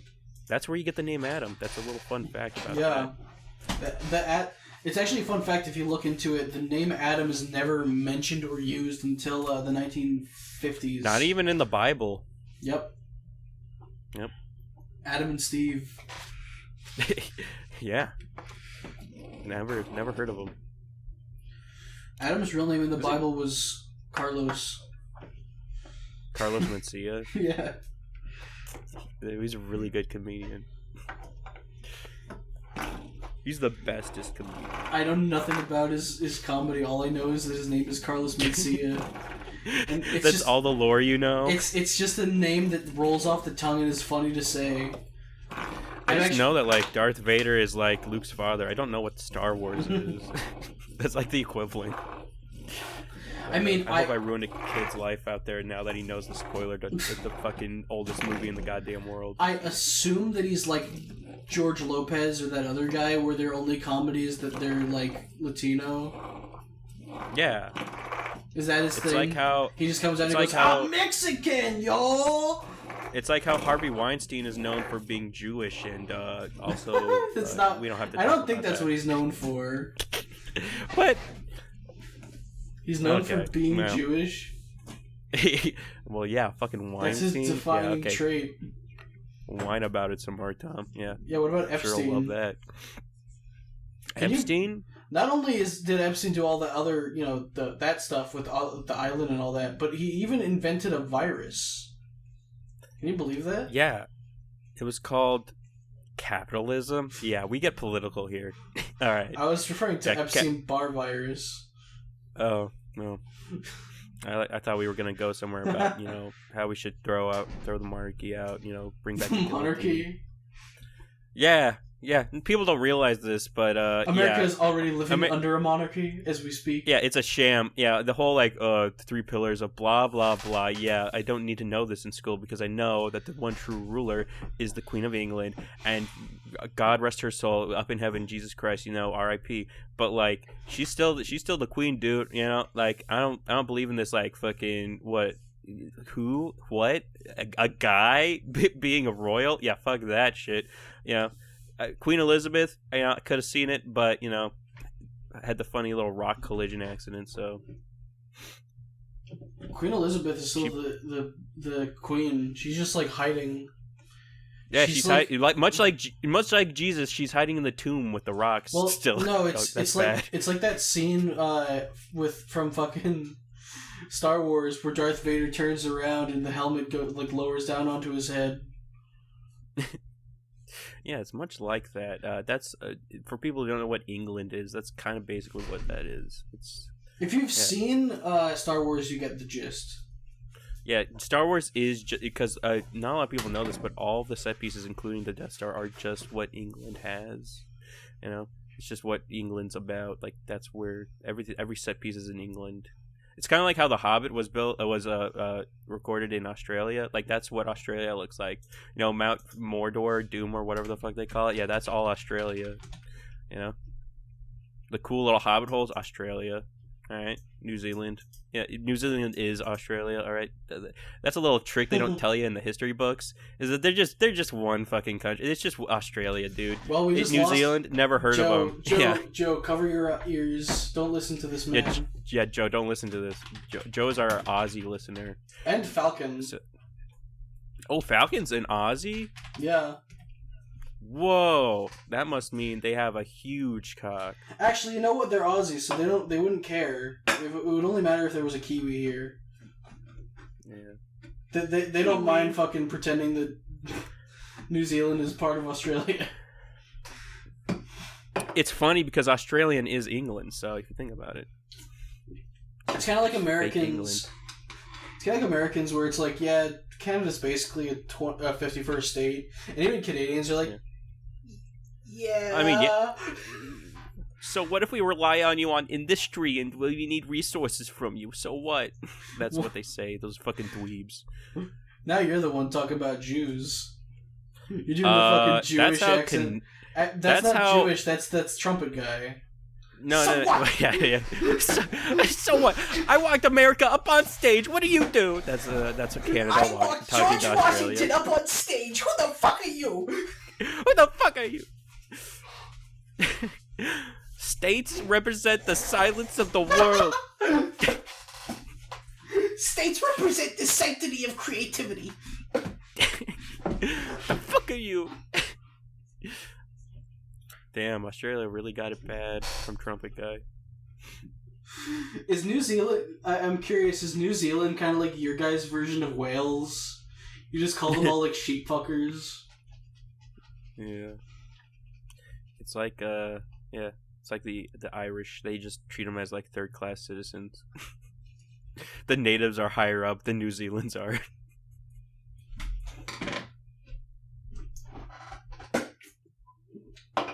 Yeah, Australia, you're not the only one who kills natives, okay? Yeah, take a step back. We get it, alright? You're not cool. Yeah, we've been doing it for years. Yeah, we did it first. Yeah.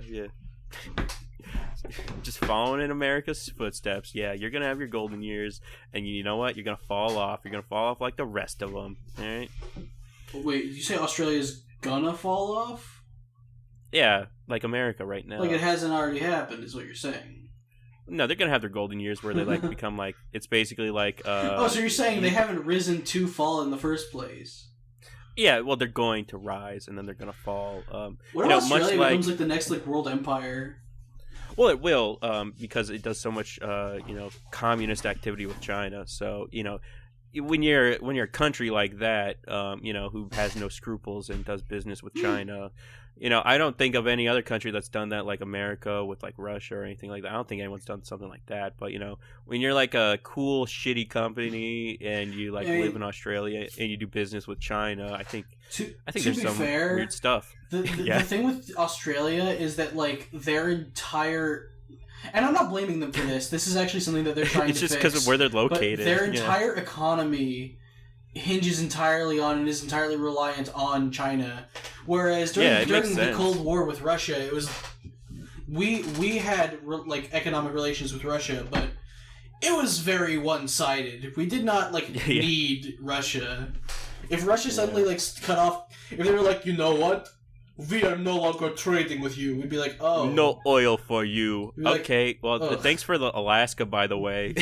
Starts drinking all the oil from Alaska. We will not send you oil. Oh, well, I mean, we still have the Saudis sending us oil, so we're kind of fine. Excuse me. And that was at a time that the Saudis wouldn't, nowadays, they and Russia would work together just fine. I think they did that during this war. But back then, Soviet Russia was super. What's the word? What's anti-religion? Altruistic. Not altruistic. Oh, anti-religion. I don't know. Fucking. What's the word for I am not because there's agnostic, which is I'm not religious, but I don't care. It's atheist. They were ultra atheist, and they wanted to enforce that on the rest of the world. So Saudi Arabia would never work with them because they're fundamentalist, Islam. Yeah, they love not Jesus, but they love the idea of God. And so Americans kind of like God. So if Russia went up and said we're not sending you oil anymore, American pigs, we would just be like, okay, hey Saudis, can you just up the oil production a little bit, and then we would be fine. Yeah. So there's your history lesson in this art podcast. Oh yeah, Falcon. American businesses also fucking love China. Have you ever seen? Yeah, I was also. Have you ever seen the Disney post the difference between the posters for Black Panther, the American version and the Chinese version?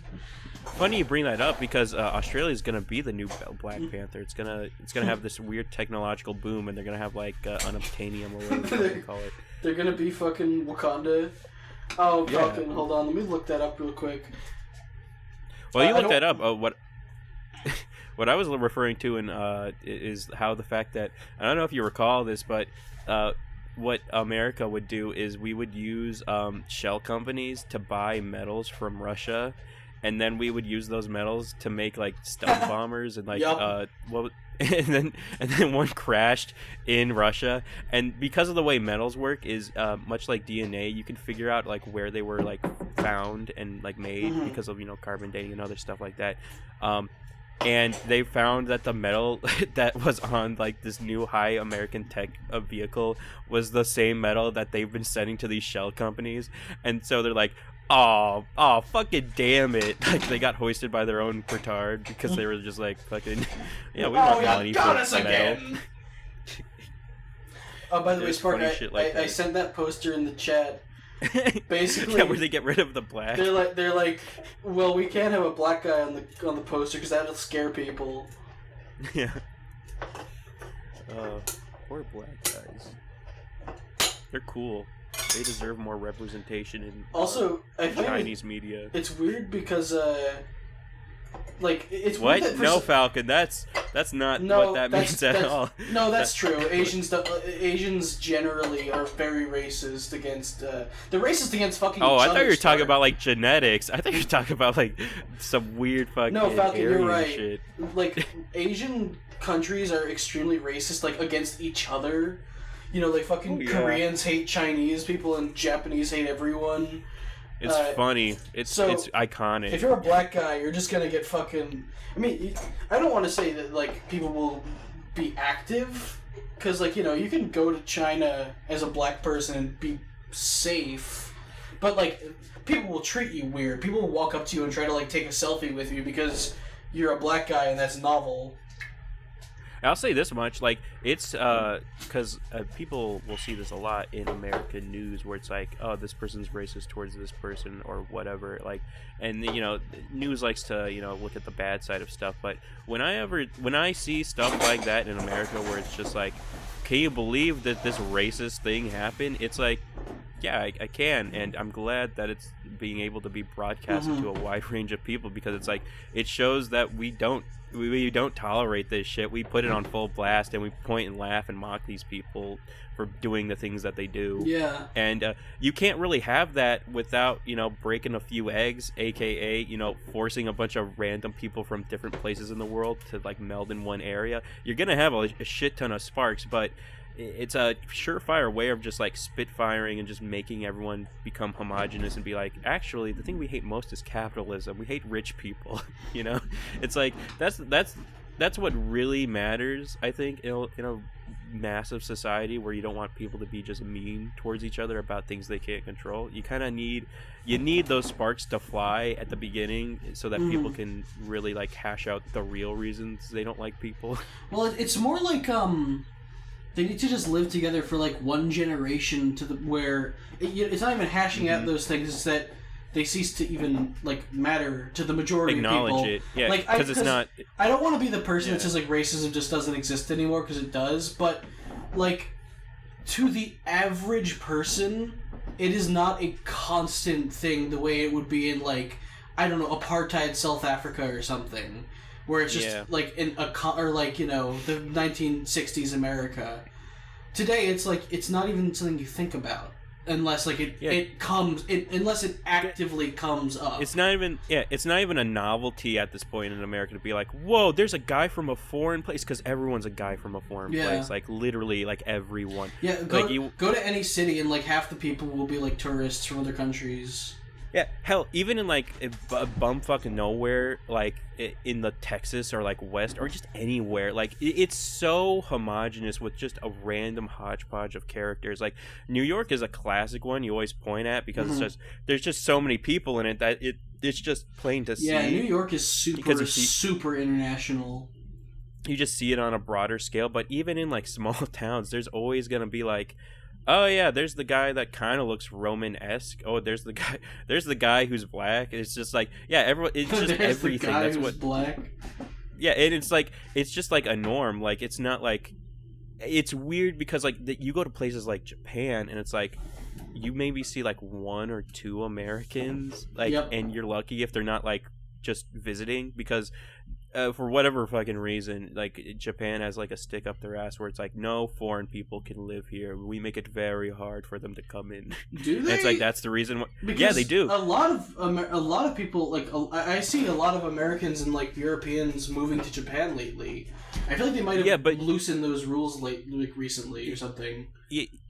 Loosening them is like when you say loosening them, what that really means is like ever so slightly turning the tap. Like, it's still really bad, and if you talk to people who go there, I know just, culturally, like, to even visit. I know culturally they're very xenophobic, but from how many people I've seen moving to Japan, I don't know. I have a hard time believing that it's like hard to get there in the first place. It could just be like the king theory, right? Where it's like you just see popular people go there, and you're like, oh, PewDiePie lives there, so every Swedish person must live there. It's like, no, it's very like limited, like the amount of, because not only that, but it's extraordinarily hard to find work in Japan. Like, good work, of course, because you have to be a part of the weird like 80-hour work week like culture of just like, yeah, my work family is my family. We drink, we work, we drink, we work, and maybe on Friday I get a day off. Yeah, Japan's like work culture seems like hell. That's the reason I would, unless I had an online job where I'm my own boss, like unless I was doing art for a living or something, and it doesn't matter, like I don't have to interact with their work culture, I would never live there. You know what's crazy about Japan's work culture? It reminds me a lot of like America's tourist culture, or just tourist culture in like general, because it's like the people who have to like make money doing tourist shit, it's like, yeah, you kind of have to be on the clock like every day of the week, because you have like a very set like time period where you can make that revenue. and it becomes like this whole hustle of like, yeah, I gotta work like 12-hour shifts every day for like 6 months, and then once summer's over and no one wants to come to fucking bumfuck nowhere Alaska because everything's frozen over now and it's dark and everything's depressing because of the way it's situated on the equator. It's like, yeah, I guess people don't want to go to Alaska when it's fucking pitch black and cold, but we can make good money when it's sunny all day. That's when I would want to go to Alaska, to be honest. I want to go there and just look at the blank, beautiful the eternal sky. Night. Yes, not even that, but honestly, the sky. Well, that's a whole other culture of people who are like, I want to see the aurora borealis, and it's like, yeah, you can do that, like, because it's clear skies, it's clean, it's not polluted, and it's like, yeah, it's just cold. You know what? That's the thing that I just thought about, is the fact that like I want to see the aurora borealis, but I also want to be able to see like just the strip of the Milky Way, and I feel like. Is the aurora borealis just like a constant? Like, is that always there, or is it like once in a while? It's like a weather pattern because it's a constant in places like the North Pole and stuff like that because the waves are always there. I forget what I'm not a huge like science buff on this, but I did live in Alaska for a year. Yeah, that's why I'm asking. I lived in Alaska for a year. So the main thing that matters about the aurora borealis is the same thing with like stars and stuff, where it's like it's like a meteor shower in a sense, where as long as you have clear skies and like the weather is good, you'll see it. And like the only reason you don't see it half the time in Alaska is because half the time in Alaska it's like 22 hours of sunlight and like 2 hours of dusk during the summertime, because it's like that's how the sun works. Like you see it bend back and forth, like you don't see it set, you just see it like kind of move around in the sky, like it's psychotic. That would be really fascinating to watch. It is, because so basically during, especially in places like Juneau where I lived, you see so basically, you know, like what is it, the summer solstice, that's like the longest point of like day, right? There's the equivalent too for like the longest night in a day, right? And so what you'll see is like the sun ever so slightly come up during like the darkest day, and it won't even go, it'll walk back on itself. Like you won't even see it go across like the horizon, it will just go backwards like it's a fucking rewind tape. And it's like, oh, that's depressing as hell. Goes back to bed. Yeah. And then, it's just crazy. I'd love to take you there, Tom, if you ever have like an urge to go to Alaska. I know people out there. I live their culture. I have family out there. The reason I asked about the aurora borealis is because I'd like to see it, but I would also be disappointed to go there and then... Or, like, I would be disappointed if I was expecting to see, like, the strip of the Milky Way, and then it's blotted out by the aurora borealis every single day. Well, no, that's not exactly how that works, because it's, like, it's just, like, it's weird to explain, because it's not even, like, light. It's like a sheen. It is light, but it's, like, compared to, like, city lights, where, like, it fogs up, like, the sky, because there's just so many, and it, like, creates light pollution to the point where you can't see the stars. What you'll have is you can see both at the same time, and there's people who've taken pictures of both at the same time, and some of them will do like movie magic where they make like the Milky Way slightly brighter, because it does get a little dull. I think that what most people do is they take long exposures. That too, yeah, that also helps, but you always have to take long exposures for celestial stuff like that anyways. But yeah, so people will, you can see photos of it, you can see the fake ones, and you can see the real ones. But if you want to see like that, you have to go to places like Fairbanks, which are even fucking colder and more like hellish. They feel more like Canada and like the North Poles than like a normal civilization, and you'll definitely see the aurora borealis like for sure, like all the time. But the thing is, it's really hard, and you have to be really dedicated, because it'll be like you have to stay up until like 3 a.m. and you have to wait in this cold ass car while you wait for the aurora borealis to just fucking show up, maybe. And then it's like you have to go to like the tallest peak of the fucking mountain, because that's the best viewing point. And it's like it's all these like caveats and like little things you have to do to be like, I saw light in the sky. It's worth it, but it's a lot of hoops and hurdles. And sometimes you just don't see it because it's just like, the air wasn't good that day. I mean, yeah, it's like the fact that like if it can be as simple as if the moon is, if it's a full moon, you just won't see stars. Like, you'll see a couple stars, but you won't see like the Milky Way or anything. It'll look like you're in like it'll look like you're looking at the sky in a city. It's like you'll see a little bit, just not much. It's because of the light pollution and all that. It's one of the things that I would hope to see when we're in like West Virginia. Just like beautiful stars. Yeah.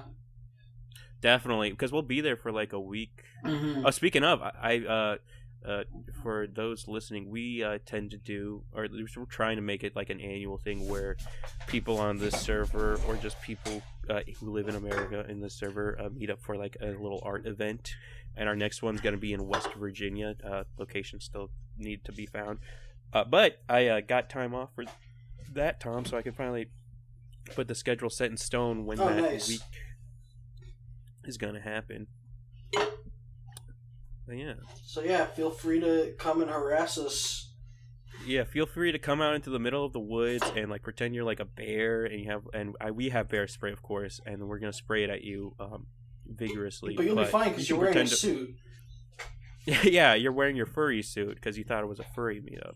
Like you said, dress up like a bear. Well, you know, bears are furries, Tom, so...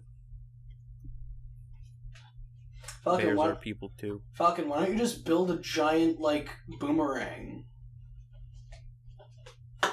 Yeah, you just build a big boomerang, and not only that, you get going flight, and you get a return flight, because it comes right back. Yeah. Yeah, you just wave at us as you go by. Yeah. I really want to do an Australian trip, like, when I'm a little older. I have a passport. I would love to see, like, some fucking quokkas and shit, dude. See, Rot's Nest Island, not formerly known as Rat's Nest. You know, do some cool shit. There's a lot of places I want to go. I want to, like, travel Europe in particular is one of the main ones. Yeah, I'm more interested in fucking Ireland than I am with Europe, especially with the whole EU nonsense and how annoying that is. What? The EU makes it easy because you don't have to. You can just walk around wherever you fucking want. Yeah, but they did the Brexit thing, so England's not a part of the EU anymore. Oh yeah, but like Ireland is. Yeah, that's why I want to go to Ireland. I'll go to the Guinness factory. Yeah, I said Europe, not England. And you said Europe too. Fuck! I'm just autistic. Yeah, fuck England. Fuck England, by the way. Yeah, England. I don't want to. I don't want to go. Dumbasses. I don't want to go to fucking London and like get stabbed by the IRA and then acid attacked by ISIS. Ooh, I get to see Big Ben. Yeah, guess what? You guys are working on the tower for like 5 years to fix the bell. Yeah, okay. Yeah, in America, we get fucking Mexicans to do it in a day. All right. Dumbasses. I would want to go to London eventually if it gets easier to go there. Did you see like? Did you know? Actually, there's a great CGP Grey video about the whole Brexit thing, like before it happened, where he was basically he was showing that like, hey, by the way, here's a like flow chart that England proposed to the EU, where they basically said we want to keep all of the benefits of being in the EU, but we don't want to say we're an EU member state. We just don't want to say it. And then like Europe was like, well, you would, if you have the benefits, then that's the definition of being a member state. The member state thing is just a label. Like the benefits are what you get from it, but we don't want to be a member state. It was just crazy, stupid as shit. Yeah, well, England's all fucking tipsy-turvy. Like, did you know that Big Ben's not the fucking tower, it's the bell in the tower? It's well, what kind of fucking dumb... And it's not even the bell's name, it's a nickname for the bell. Yeah, what kind of bullshit is that, England? Yeah, if that's your real name. Anglo-Saxons, we know the fucking cover-up, alright? Tom's a history buff, he knows what Anglo-Saxons are, alright? Yeah. Explain it to him. So, Anglos were the people who lived on England originally. Saxons were from the mainland, they were Germans, basically. Like, they weren't Germans, but they were like they were Germanic peoples. They crossed over the water, they bred together, and then boom, you got Anglo-Saxons. Oh, we got a cool question in the group. Milkshake wants to know where all the cool Pixiv tools are. So I will go to my Pixiv app right now. And Crazy wants to know what 75 over 25 is, which is 3. Yeah, I don't know. Look, man, I know a lot of things. I just don't know that. I'm kind of a smart guy, but like, come on. I gotta find pictures on the phone. Tom, talk about more history stuff while I do stuff. More history stuff? What era? Right now. Right now? Yep. I don't want to talk about right now history. You don't want to be topical? You don't want to talk about what Ariana Grande is wearing right now to the red carpet? I could talk about like 1 or 2 years ago. I think crypto is a really interesting bubble to look back at. You also said COVID was really cool, like an idea concept. I thought COVID was epic. Can we talk about the herd? Look, I was you said that, something like that. But what I want to talk about is with the creative process is isn't it kind of? I don't think it's kind of weird. I think it's kind of annoying that we saw like a rise in people making content that was like, what if I was trapped in my house and it was scary? It's like, yeah, dude, we kind of all did that. Like everyone in the world. It's like, that's what you chose to write about while you were stuck in your house, about how someone's stuck in a house? Like, how creatively bankrupt can you get? I guess there's a difference between I'm trying to capitalize on like COVID life and like that's just what I was thinking about, so I decided to write a story about it. I think the latter is totally fine, but the former is like there was a lot of that and it sucked. It was hilarious. I had people like on local like radio shows be like, yes, I wrote about my this cool epic experience of this character being trapped in a cell, and it's like, holy shit, dude, do you not know how like fucking devoid of life you sound? Like you just It was always refreshing during COVID. It was so refreshing whenever you started a YouTube video and they either didn't mention it because it wasn't relevant to the topic of the video, or like they might mention it, but it is a mention just to give context. So like, I think there might have been a Bobby Broccoli video where he was like, just for context for people watching this later, this is taking place, like this is being recorded and posted during this event, and that's relevant to like what I'm talking about right now. There were so many videos where like it had nothing to do with COVID, but they would just like start talking about it, and it's like, well, why is this in this video? You're dating yourself so hard right now. Yeah, not only. I think that it works for some people. Like the JonTron videos during that era were still fun because like that was the whole comedy of it, and like it still works now because it's funny to look back on that. But like there was a lot of things where it's like it would be like a video essay, and then COVID just comes up, and it's like that's gonna date you so bad. Like that's not gonna last forever. Speaking of dating stuff during COVID, like do you remember like the time period where it's like every like famous person thought they could be a YouTuber, like because they weren't doing any work, and so you have like Chris Pratt with like a shitty webcam. Yeah, that too didn't help. Yeah, imagine if you guys got better fucking audio equipment.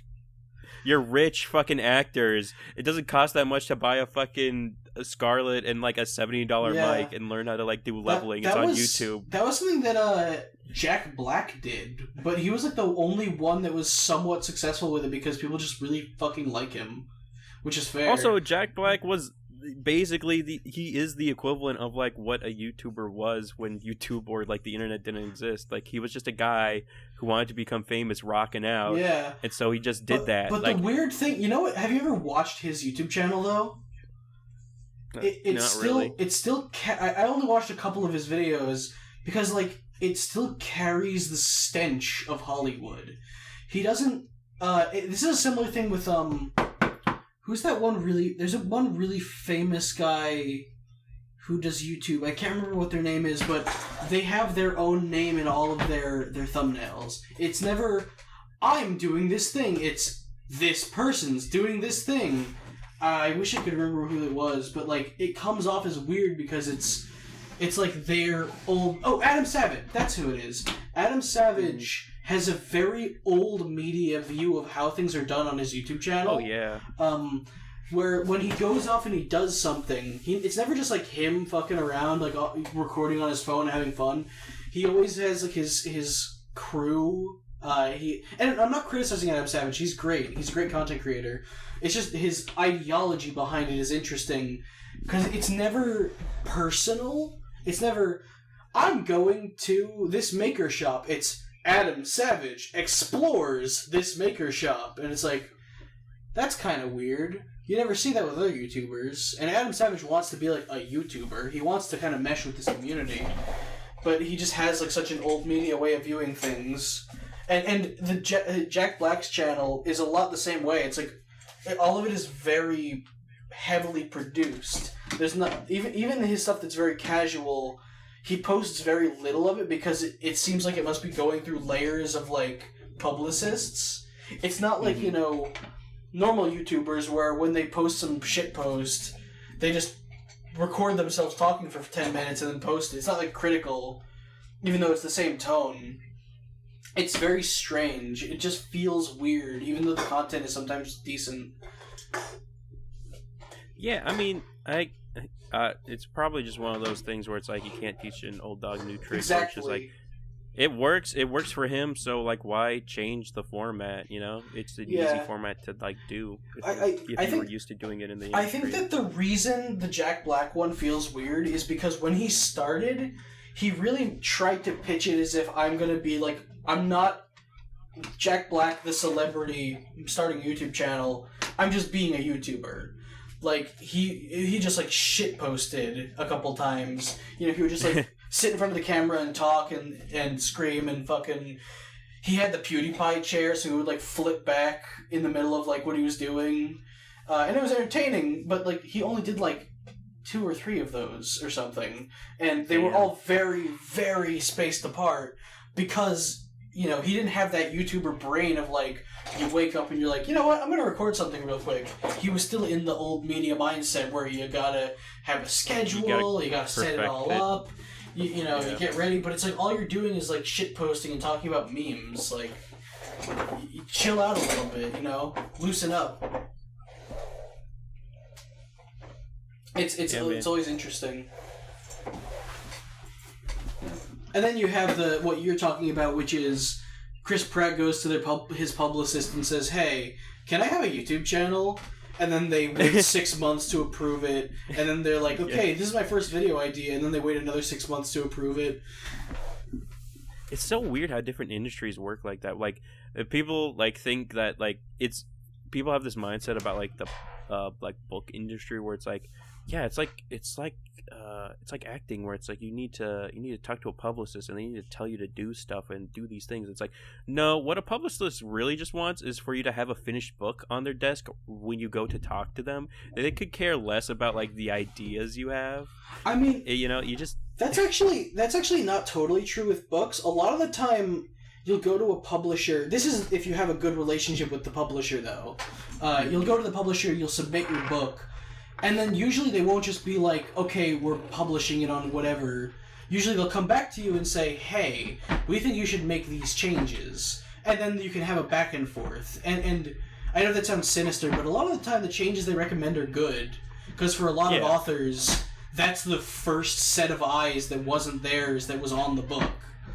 Well, that's how it happens with, I have a weird fascination with, like, Japanese business. So, like, with shonen manga, like, there's a lot of concepts that we don't really know about because, we don't live in Japan. So, like, with shonen manga, like, you guys remember, like, in, like, fucking grade school or whatever, you go to, like, the library and, like, maybe you'd find, like, one of these where it was just, like, a massive collection of different, like, shonen anime, like, not anime, like, shonen manga, like, stitched together in this one massive book.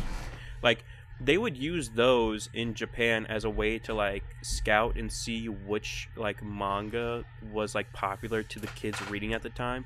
It was great because from the consumer standpoint, you get, like, brand new manga from, like, random creators you never even heard of. And from the shonen people, they were like, hey, yeah, we get to see new creators and you guys get to vote on which series you want, like, to be made more of. And that's how most manga was made, for specifically shonen.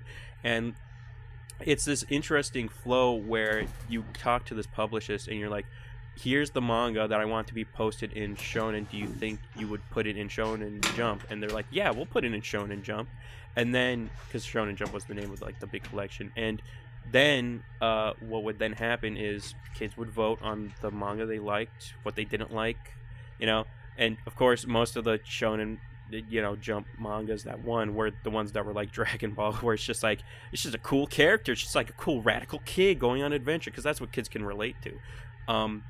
But you would have like the weird outliers and stuff like that, like fucking Death Note and stuff like that, just popping off.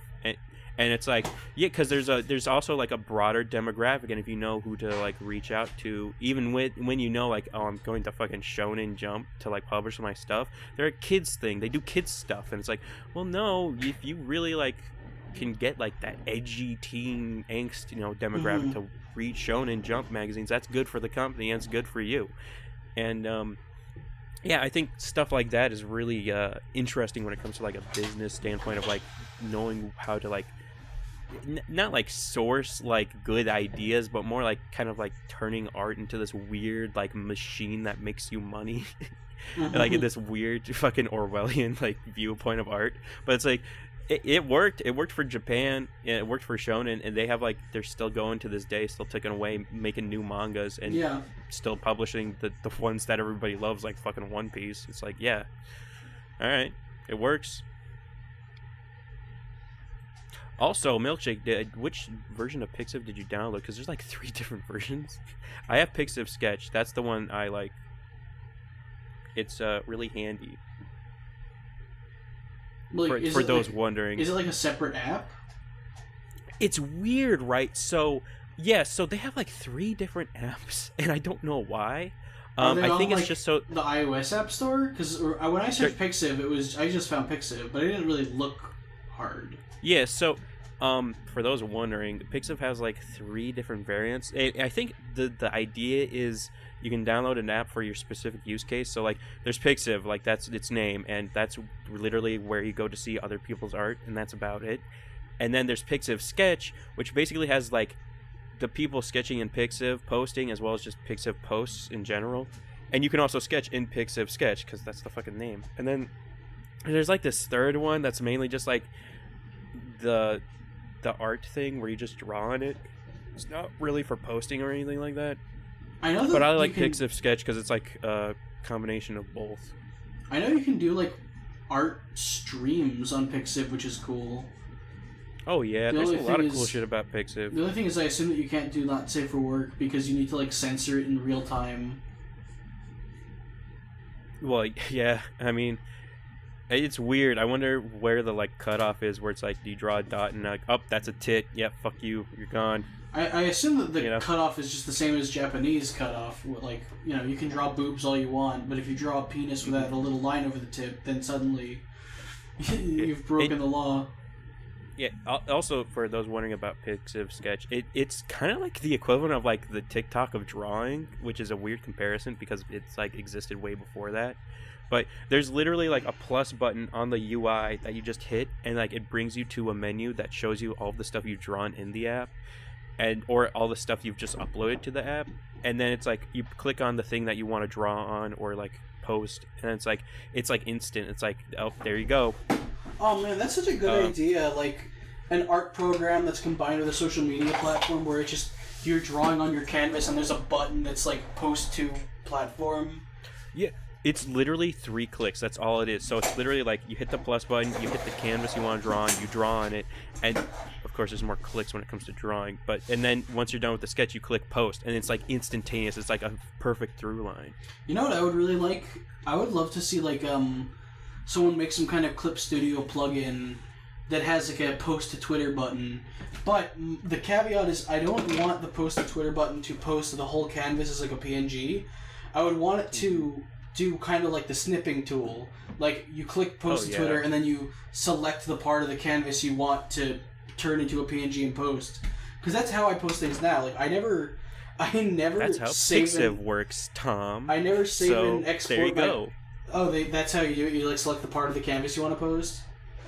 Yeah, I mean, basically, you can do that. You can crop it if you want, because you can make the canvas as big as you want. You just have to scroll more. So, yeah, honestly, for those wanting to get into like digital art fast and just want to like fucking rapid fire post shit and get like criticism from weird Japanese school kids, yeah, just use Pixiv. I don't think I've still gotten any comments on my Pixiv sketch. Pixiv posts. That's because they're all foreigners. I say foreigners. I'm the foreign one on their platform.